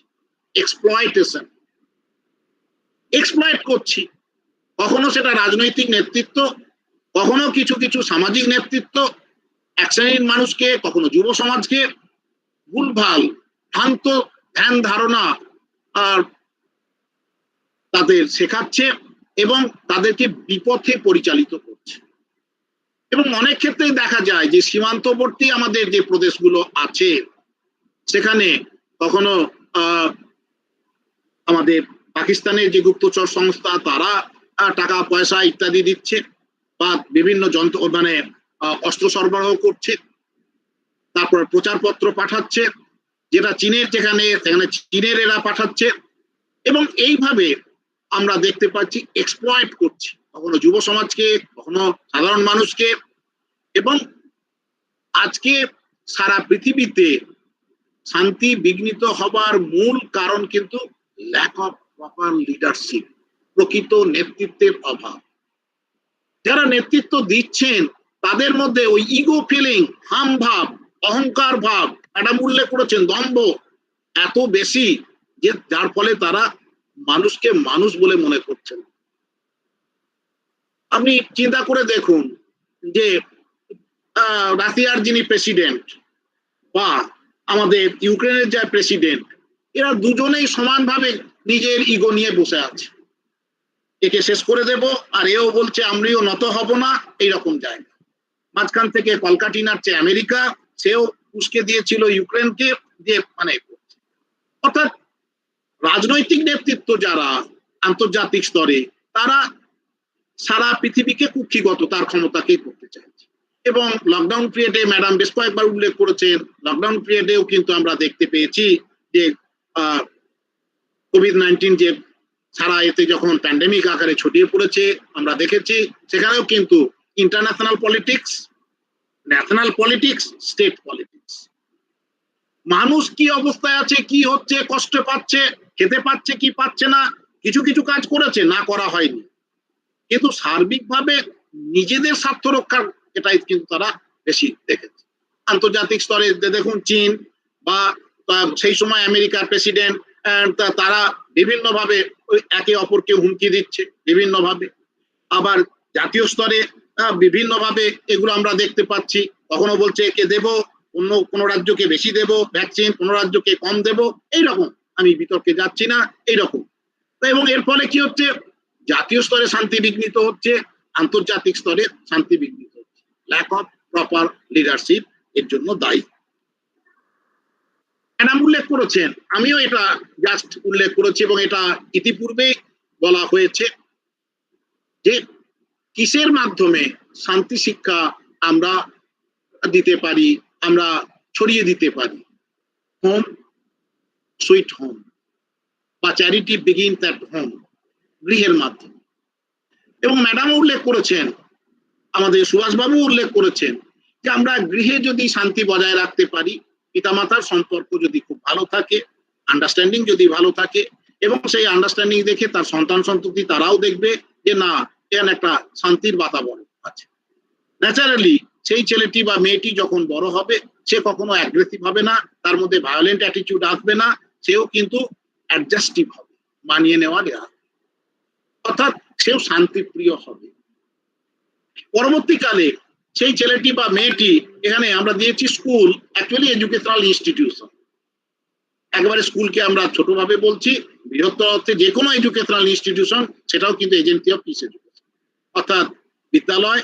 পরবর্তীকালে আমরা কলেজ, বিশ্ববিদ্যালয়, সেখানে গিয়ে দেখি যদি শান্তি বিরাজ করছে, টিচারদের মধ্যে শান্তি আছে, নন টিচিং স্টাফদের মধ্যে শান্তি আছে, স্টুডেন্ট শান্তি আছে, ন্যাচারালি সেই রকম শান্তিপূর্ণ পরিবেশে কোন একটি ছেলে বা মেয়ে অর্থাৎ শিক্ষার্থী শিক্ষা লাভ করছে, সেও কিন্তু শান্তিপূর্ণ সহাবস্থান বজায় রাখতে চাইবে। পরবর্তীকালে সে যখন সামাজিক জীবনে প্রবেশ করবে, চাকরি জীবনে প্রবেশ করবে, সে চাইবে না তার শান্তি বিঘ্নিত হোক। কমিউনিটি, সম্প্রদায় বলছি, কখনো কখনো সমাজ বলছি, যে এলাকায় থাকছি যেখানে, সেখানে যদি শান্তি থাকে, ন্যাচারালি তার প্রভাব সেই ছেলেটি বা মেয়েটির উপর পড়বে। কিন্তু যদি এমন একটা এলাকা যে মাঝে মাঝে বোমাবাজি হয়, মাঝে মাঝেই সেখানে অশান্তির বাতাবরণ হয়, দৌড়াদৌড়ি করছে অ্যান্টি সোশ্যালরা বিভিন্ন সময় বন্দুক নিয়ে, পিস্তল নিয়ে ইত্যাদি, সেই দেখে সবাই সিটিয়ে আছে, তাদের কেউ বিরুদ্ধাচারণ করছে না, পুলিশও ব্যবস্থা নিচ্ছে না, তাহলে একটা সবসময় আতঙ্কের মধ্যে থাকতে হবে। এবং অনেক ক্ষেত্রেই দেখা যায় যে আমরা এই কমিউনিটি প্রত্যেকেই ওই জন্য এমন একটা এলাকায় নিজের বাড়ি বা ঘর করতে চায় বা ফ্ল্যাটে করতে চায় যে সেই পাড়ায় শান্তি আছে কি। অশান্তিপূর্ণ এলাকা অনেকেই কিন্তু বাড়ি ঘর বা ফ্ল্যাট বিক্রি করে দিয়ে অপেক্ষাকৃত শান্তিপূর্ণ এলাকায় যেতে চায়। এটা সহজভাবে বললাম। এবং একইভাবে দেশের ক্ষেত্রেও তাই দেখা যাচ্ছে আজকে ইউক্রেন থেকে লক্ষ লক্ষ মানুষ চলে যাচ্ছে পার্শ্ববর্তী দেশগুলোতে, এবং যখন বাংলাদেশের যুদ্ধ হয়েছিল, মুক্তিযুদ্ধ, তখন আমরা দেখতে পাই বাংলাদেশ থেকেও লক্ষ লক্ষ মানুষ ভারতবর্ষে এসেছে। এবং এইরকম ভাবে অর্থাৎ শান্তির খোঁজে মানুষ কখনো কখনো এক দেশ থেকে অন্য দেশে, কখনো কখনো এক প্রদেশ থেকে অন্য প্রদেশে আসে।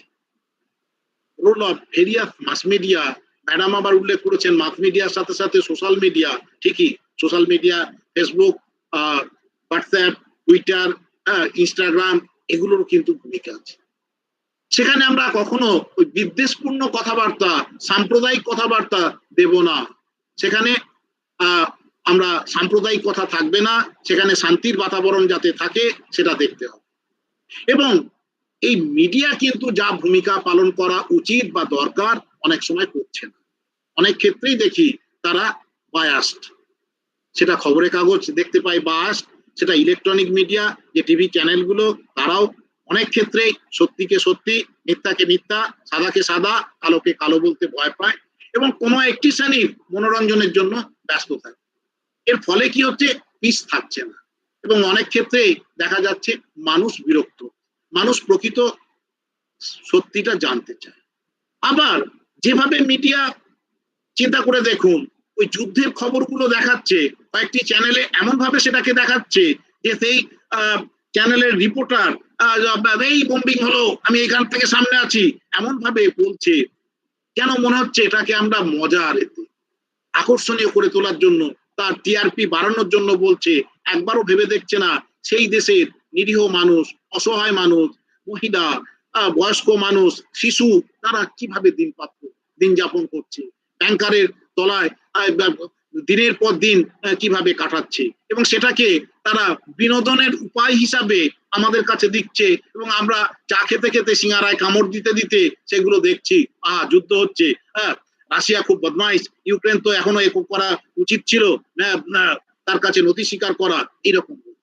অর্থাৎ শান্তির বাণী যেন নীরবে নিভৃতে কাঁদছে, সেখানে আমার আপনার কোনো ভূমিকা নেই, এবং মিডিয়া সেটাকে তার টিআরপি বাড়ানোর জন্য আরো মুখরোচক, মনোরঞ্জক করে আমাদের সামনে তুলে ধরছে। এগুলো সম্পর্কে আমাদের কিন্তু সচেতন হওয়ার দরকার আছে। ম্যাডাম উল্লেখ করেছেন যথার্থভাবে, কিছু খবরের কাগজের হেডিং দেখিয়ে সুন্দরভাবে করেছেন, এবং একইভাবে আমরা কিছুদিন আগে যে কোভিড-19 আমরা পিরিয়ডে করেছি, তার খালি খারাপ দিকগুলোকেই আমাদের মিডিয়া দেখিয়েছে, ভালো দিকগুলোকে কিন্তু খুব ছোট করে তার খবর সেগুলো একেবারে ভেতরের পাতায় চতুর্থ বা পঞ্চম পৃষ্ঠা বা সপ্তম পৃষ্ঠায় স্থান পেয়েছে। এগুলো কিন্তু ঠিক নয়। তাহলে পিস এডুকেশনকে প্রসারের জন্য আমাদের পজিটিভ অ্যাটিটিউড হতে হবে, অপটিমিস্টিক অ্যাটিটিউড হতে হবে। তা না হয়ে আমরা অনেক ক্ষেত্রে আমাদের মিডিয়াগুলো করছে কি, পেসিমিস্টিক অ্যাটিটিউড এবং খারাপ দিকগুলো, এবং আমরা যেটা বলে থাকি অনেক ক্ষেত্রে ইয়োলো জার্নালিজম, হলুদ সাংবাদিকতার তারা আশ্রয় নিচ্ছে। ফলে শান্তি বজায় রাখার জন্য মিডিয়ারও কিন্তু গুরুত্বপূর্ণ ভূমিকা পালন করা দরকার। আসুন আমরা অনেকটাই আলোচনা করলাম। আজকের যে সেমিনার, সেই সেমিনারে ওয়েবিনার সেমিনার নাম, সেটা অনেকটাই ঠিকভাবে এগিয়েছে। আমি শিশু দিয়ে শুরু করেছিলাম, শিশুরা কি ভাবছে পিস সম্পর্কে, এরকম একটা ভিডিও দেখাচ্ছি, দেখিয়ে আমার বক্তব্য এখানেই শেষ করছি। জাস্ট ভিডিওটা একটু দেখুন।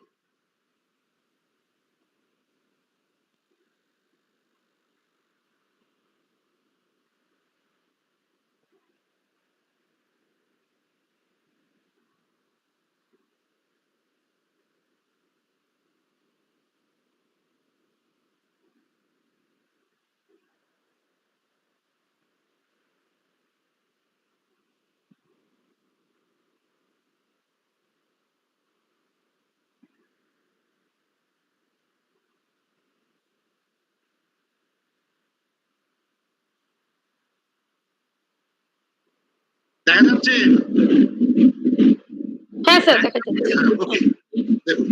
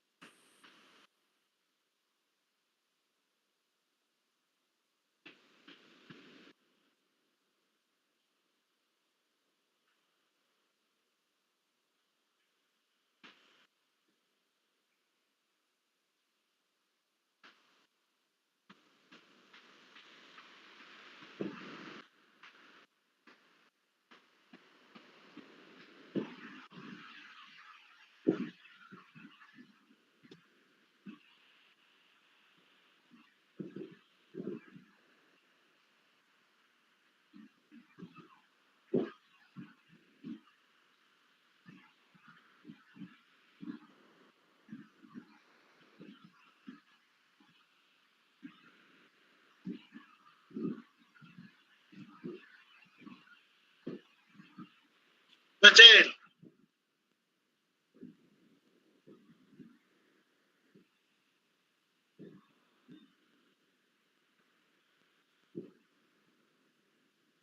হ্যালো স্যার, বেশ হ্যাঁ। কয়েকটি প্রশ্ন স্যার এসছে স্যার।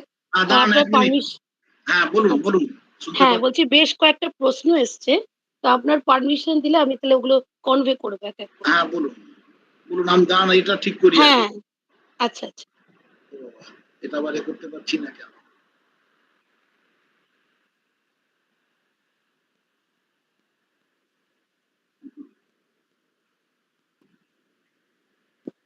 এক মিনিট দাঁড়ান। হ্যাঁ হ্যাঁ নিশ্চয়ই।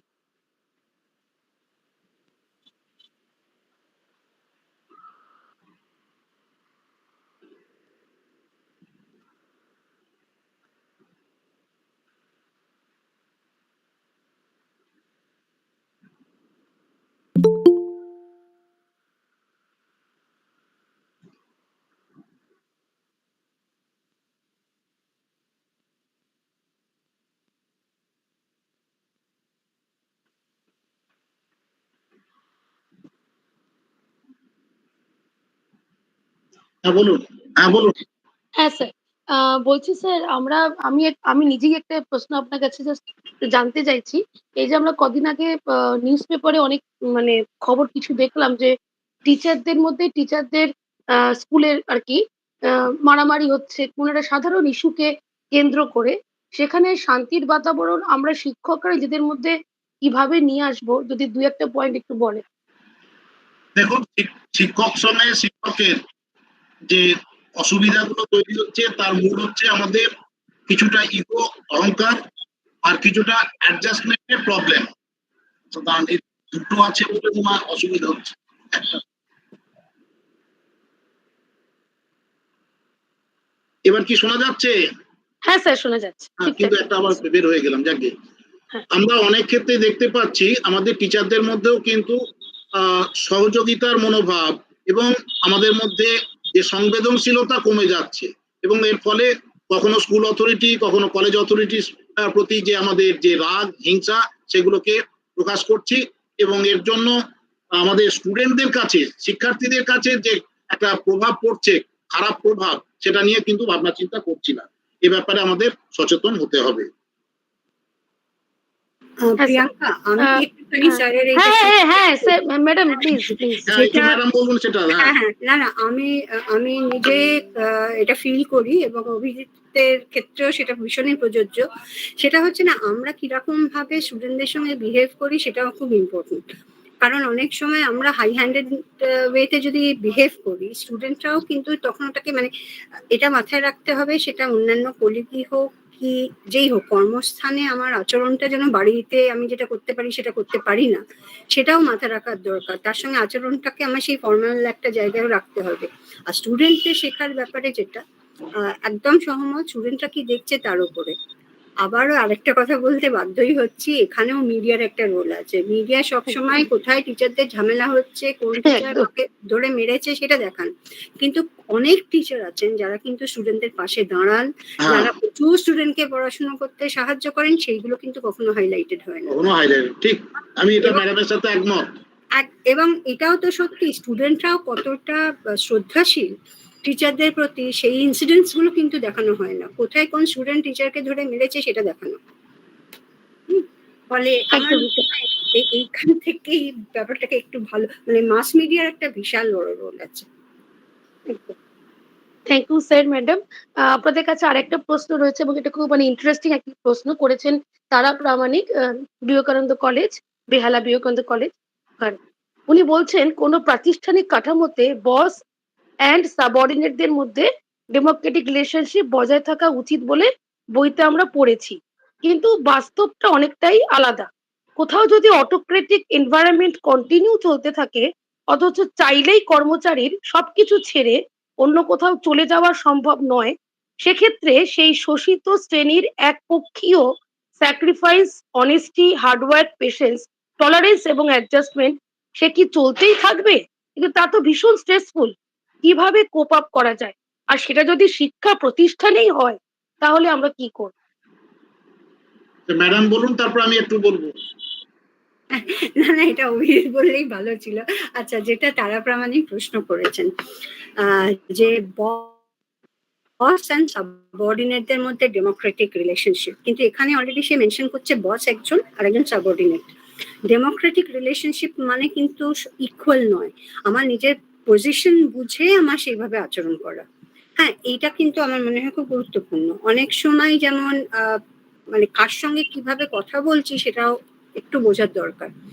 মানে চেয়ারটাকে অনার দেওয়াটা একটা জিনিস যেটা বোধহয় আমাদের ছোট থেকে শেখানোর দরকার। হতে পারে আমার তাকে ব্যক্তি হিসেবে ভালো লাগে না, কিন্তু সে যখন সেই চেয়ারে আছে আমাকে একটা মিনিমাম ডেকোরাম মানতে হবে।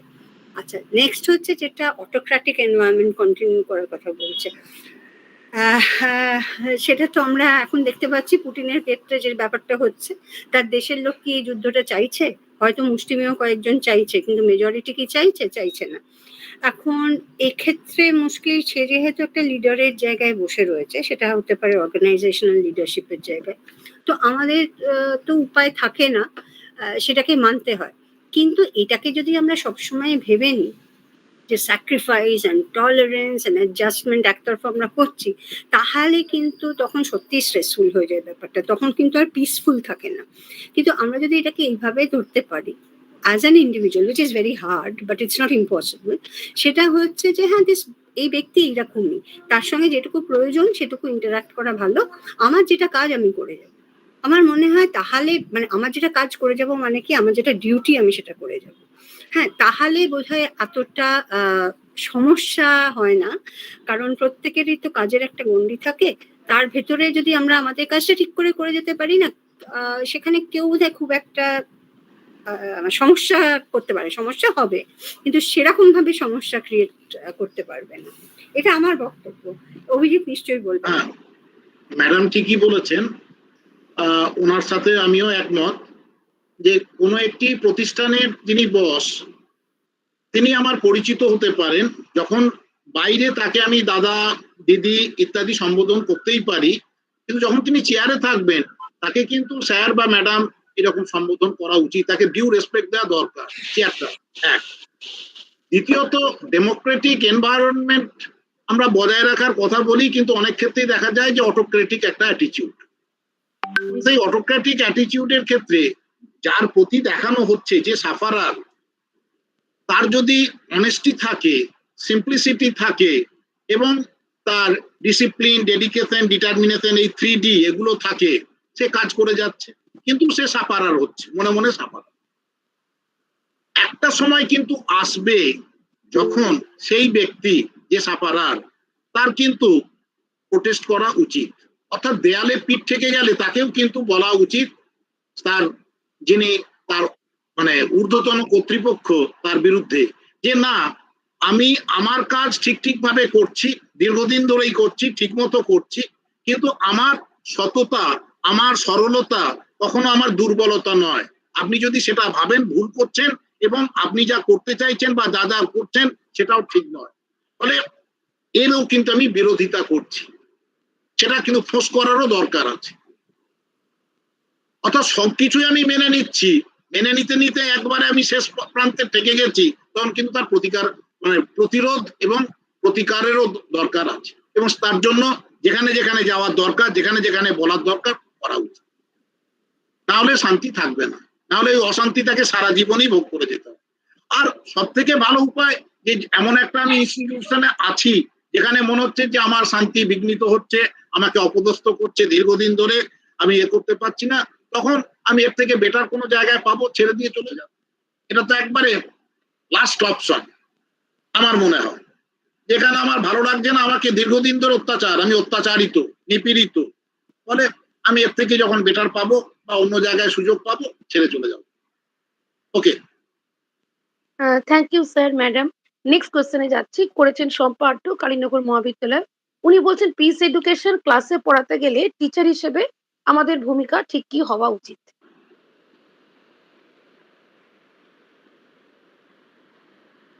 ওই আপনি আচরি ধর্ম শিখাও অপরে, আমি পিস এডুকেশনের কথা বলছি, পিস কি করে আনা যায় সেটা বলছি, অথচ ক্লাসে গিয়ে আমি এমন আচরণ করছি, স্টুডেন্টদের ধমক দিচ্ছি, একে বকছি, ওকে বের করে দিচ্ছি, ইত্যাদি ইত্যাদি, তাহলে কিন্তু আমার পক্ষে একজন আদর্শ শিক্ষক বা শিক্ষিকা হিসাবে পিস এডুকেশন পড়ানো যায় না। চারদিকে যখন গেল রব উঠেছে যে আমাদের ছেলেমেয়েরা সম্মান করে না, শিক্ষক শিক্ষার্থী সম্পর্ক নেই, যেটা ম্যাডাম কিছুক্ষণ আগে বলেছেন, আমিও আবার বলছি, আমি কিন্তু তার থেকে একটু ভিন্ন মত, ম্যাডামও তাই। আমি মনে করি যে আমরা যদি স্টুডেন্টদের ঠিকভাবে ভালোবাসতে পারি, তাদেরকে ডিউ মানে রেসপেক্ট দিই, ইম্পর্টেন্স দিই, রেসপেক্ট না ইম্পর্টেন্স দিই, তাহলে ভাইস ভার্সা আমরাও কিন্তু তাদের কাছ থেকে রেসপেক্ট পাওয়া যায়। ফলে পিস এডুকেশন পড়ানোর ক্ষেত্রে অ্যাজ এ টিচার আমি ক্লাসরুম সিচুয়েশনে যতটা ধীর স্থির ধৈর্যশীল হব, কিছুটা নিয়ম মেনে চলবো, যা করা উচিত নয় সেগুলো বলবো, সেটা যেন আমার ব্যক্তিগত জীবনেও কম বেশি তার রিফ্লেকশন দেখতে পাই। আমি মুখে এক বলছি, কাজে এক অন্য করছি, তাহলে কিন্তু পিস এডুকেশনের একজন সফল বা সার্থক টিচার আমি নই। ম্যাডাম যদি কিছু ইনক্লুড করেন। না, আমি আপনার সঙ্গে একদম সহমত। আর এই ক্ষেত্রে শুধু ক্লাসে পড়ানো তো নয়, মানে পিস এডুকেশনটাকে কি মেথডে পড়াচ্ছি সেটাও ইম্পর্টেন্ট। মোরাল সায়েন্স বইয়ের মতন পড়ালে সবাই জানে এটা করা উচিত, এটা করা উচিত নয়, কিন্তু সেটাকে যদি আমরা ডিসকাশনের মাধ্যমে করি, কোথায় মনে হচ্ছে স্টুডেন্টদের যে পিসটা হ্যাম্পার্ড হচ্ছে, কোথাও যদি আমরা দেখি এরকম সিচুয়েশন, তাদের কি মতামত, কোনটা ঠিক কোনটা ভুল, এটা ওদেরকে দিয়েই যদি আমরা পড়াতে পারি না, মানে হ্যাঁ ডিসকাশন ডিবেটস এইগুলোর ভেতর দিয়ে করলে ভালো হবে। তা নাহলে বড় রসকসহীন মানে জ্ঞান দেওয়ার মতন জায়গায় চলে যায় ব্যাপারটা, তাই না? আর আমি একদম মানে ঠিক স্যার যেটা বলেছেন আমি সেখানেও সহমত। Thank you. নেক্সট কোশ্চেনে যাচ্ছি। করেছেন কৃষ্ণা কুন্ডু, কালীনগর মহাবিদ্যালয়। পিস এডুকেশন একজন শিক্ষার্থীকে কিভাবে মোটিভেট করতে হেল্প করবে?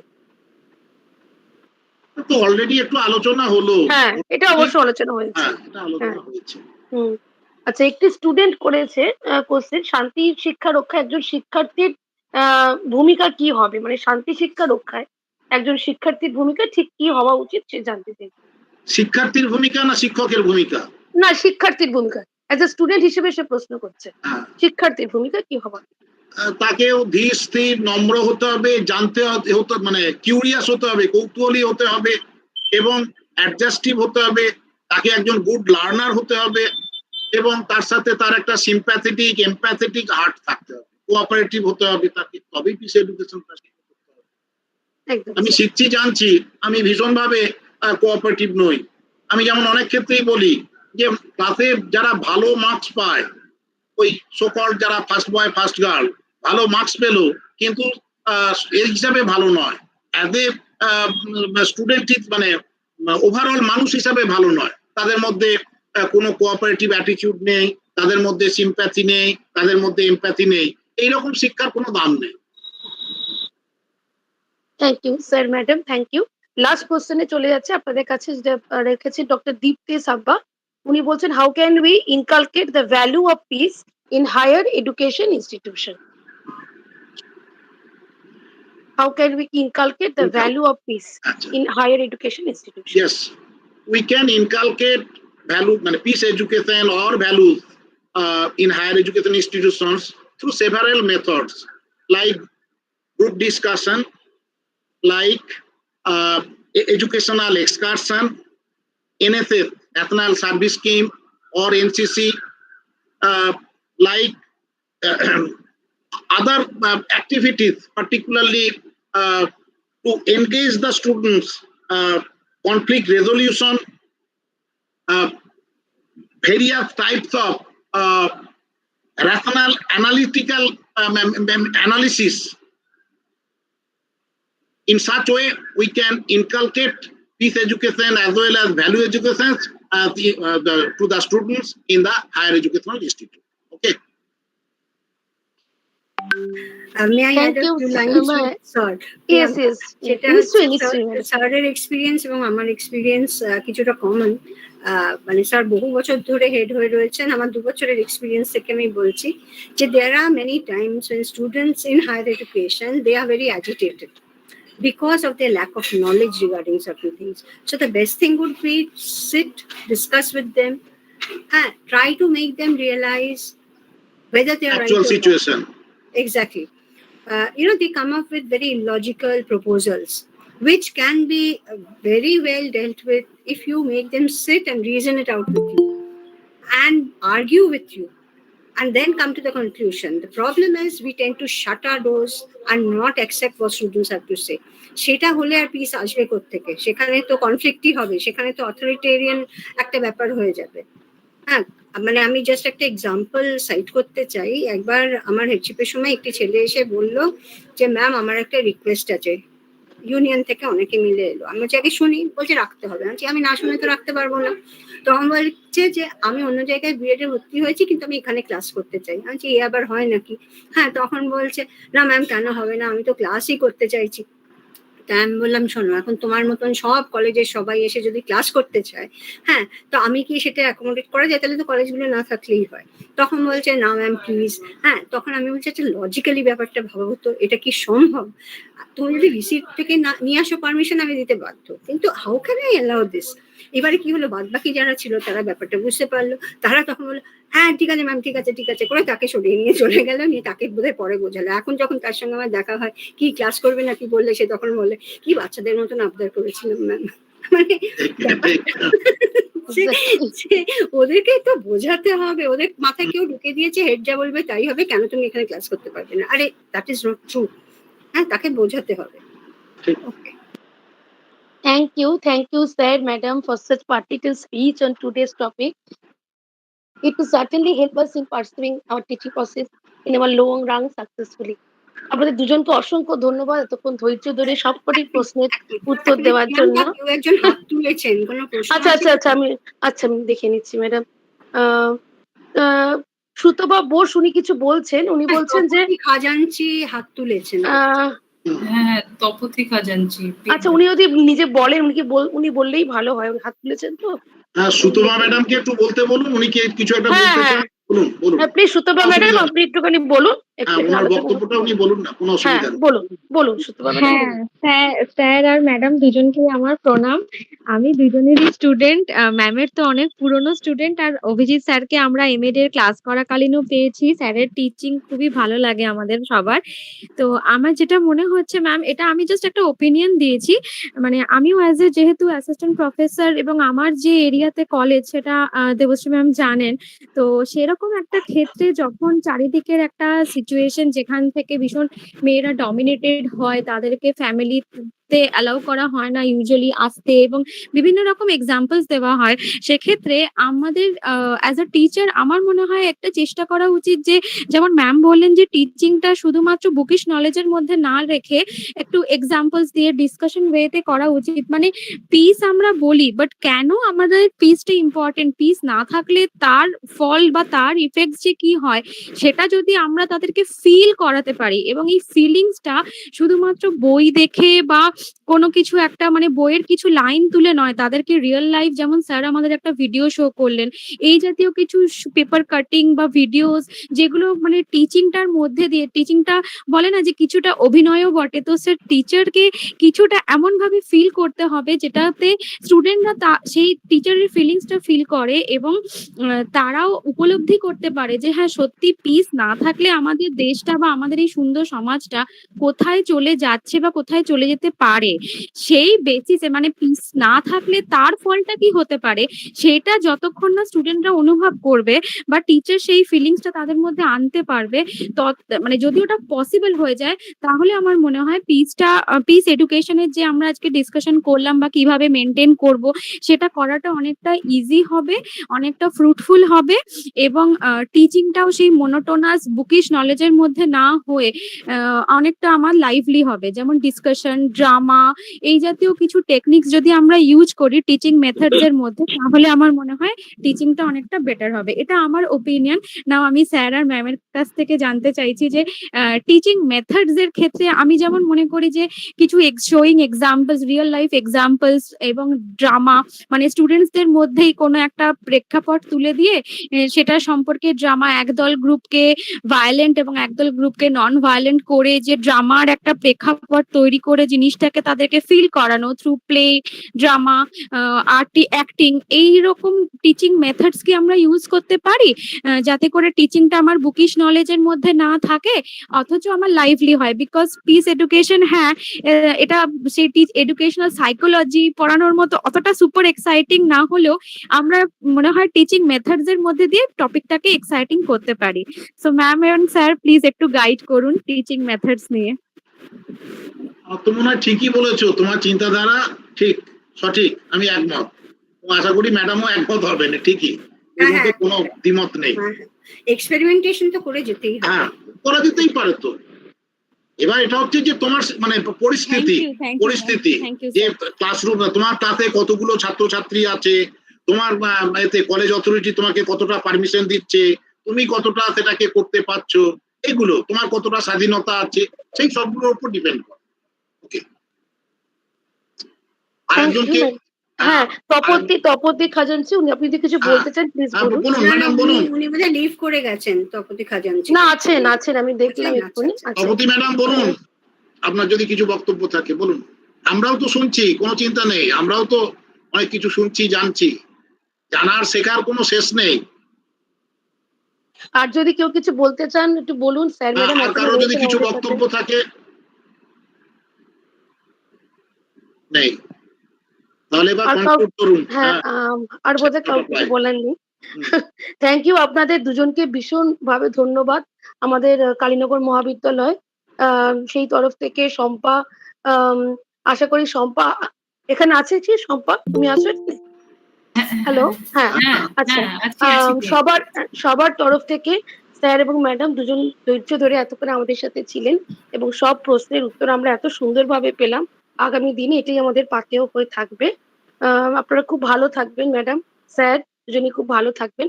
আমরা একদম শেষ দিকে চলে এসেছি আজকে আমাদের ওয়েবিনারের, এবং আমি এবার ভ্যালিডেটরি সেশনের জন্য doctor Shubhashis Chatterjee, IQAC coordinator, এবং Krishna Kundu, assistant professor, department of education, দুজনকে ডেকে নেব। প্লিজ তোমরা একটুখানি এবার একটু চেয়ারটা করো দুজনে মিলে, শুভাশিস চ্যাটার্জি আর Krishna Kundu.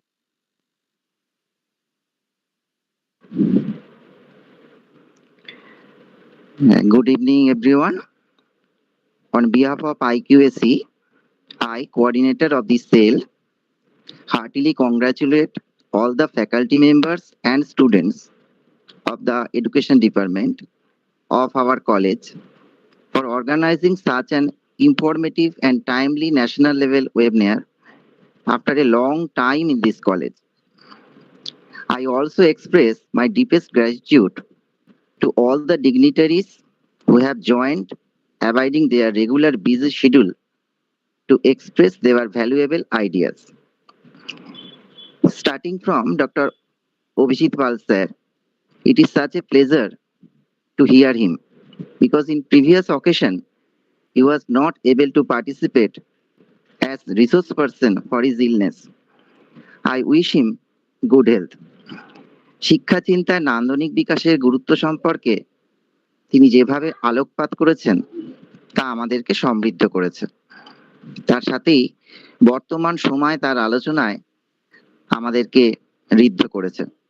Thank you, sir, for your wonderful presentation.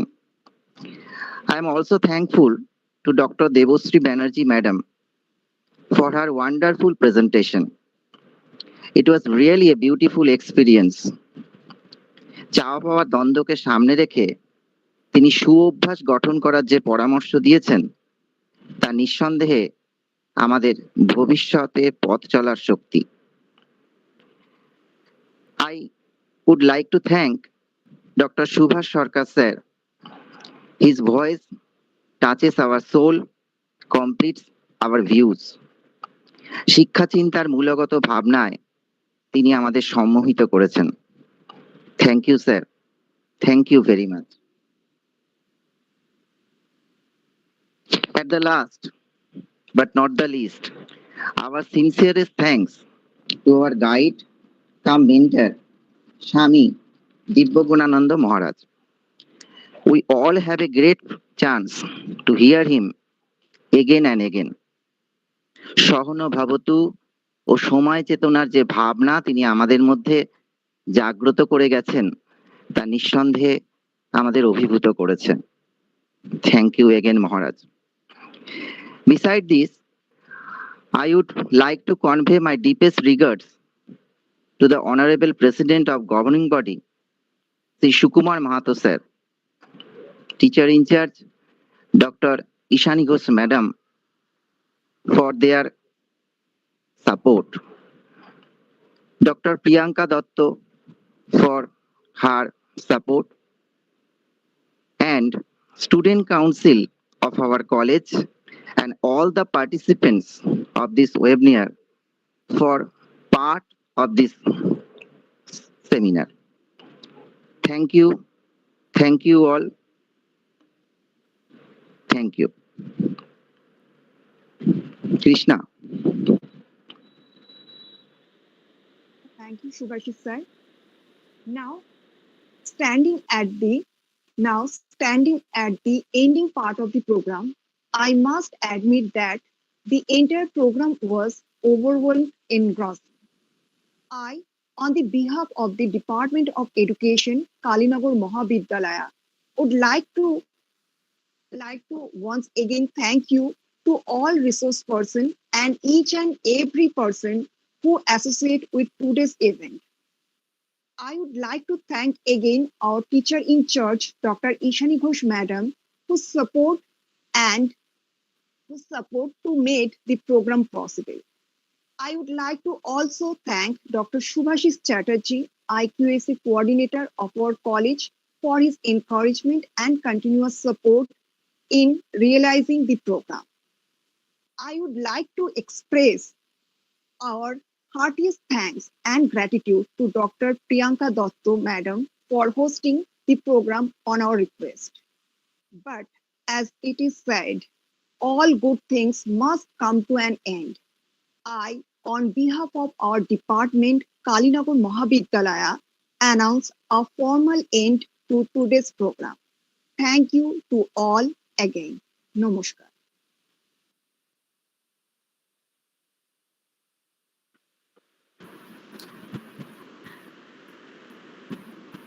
ঠিক আছে, Thank you, সকলকে sir. ধন্যবাদ। হ্যাঁ, থ্যাংক ইউ স্যার। আপনারা অসাধারণ বক্তব্য, আজকের বিষয়।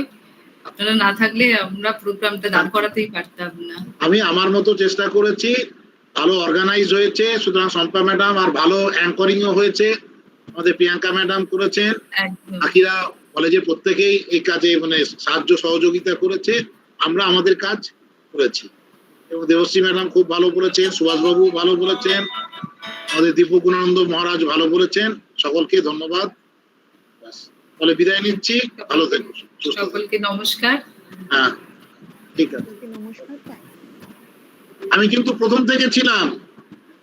হ্যাঁ স্যার, দেখেছি। হ্যাঁ, আমি কিন্তু প্রথম থেকে ছিলাম, 3:40 থেকে সম্ভবত। হ্যাঁ, একবার শেষ হবে। হ্যাঁ স্যার, হ্যাঁ স্যার। ঠিক আছে।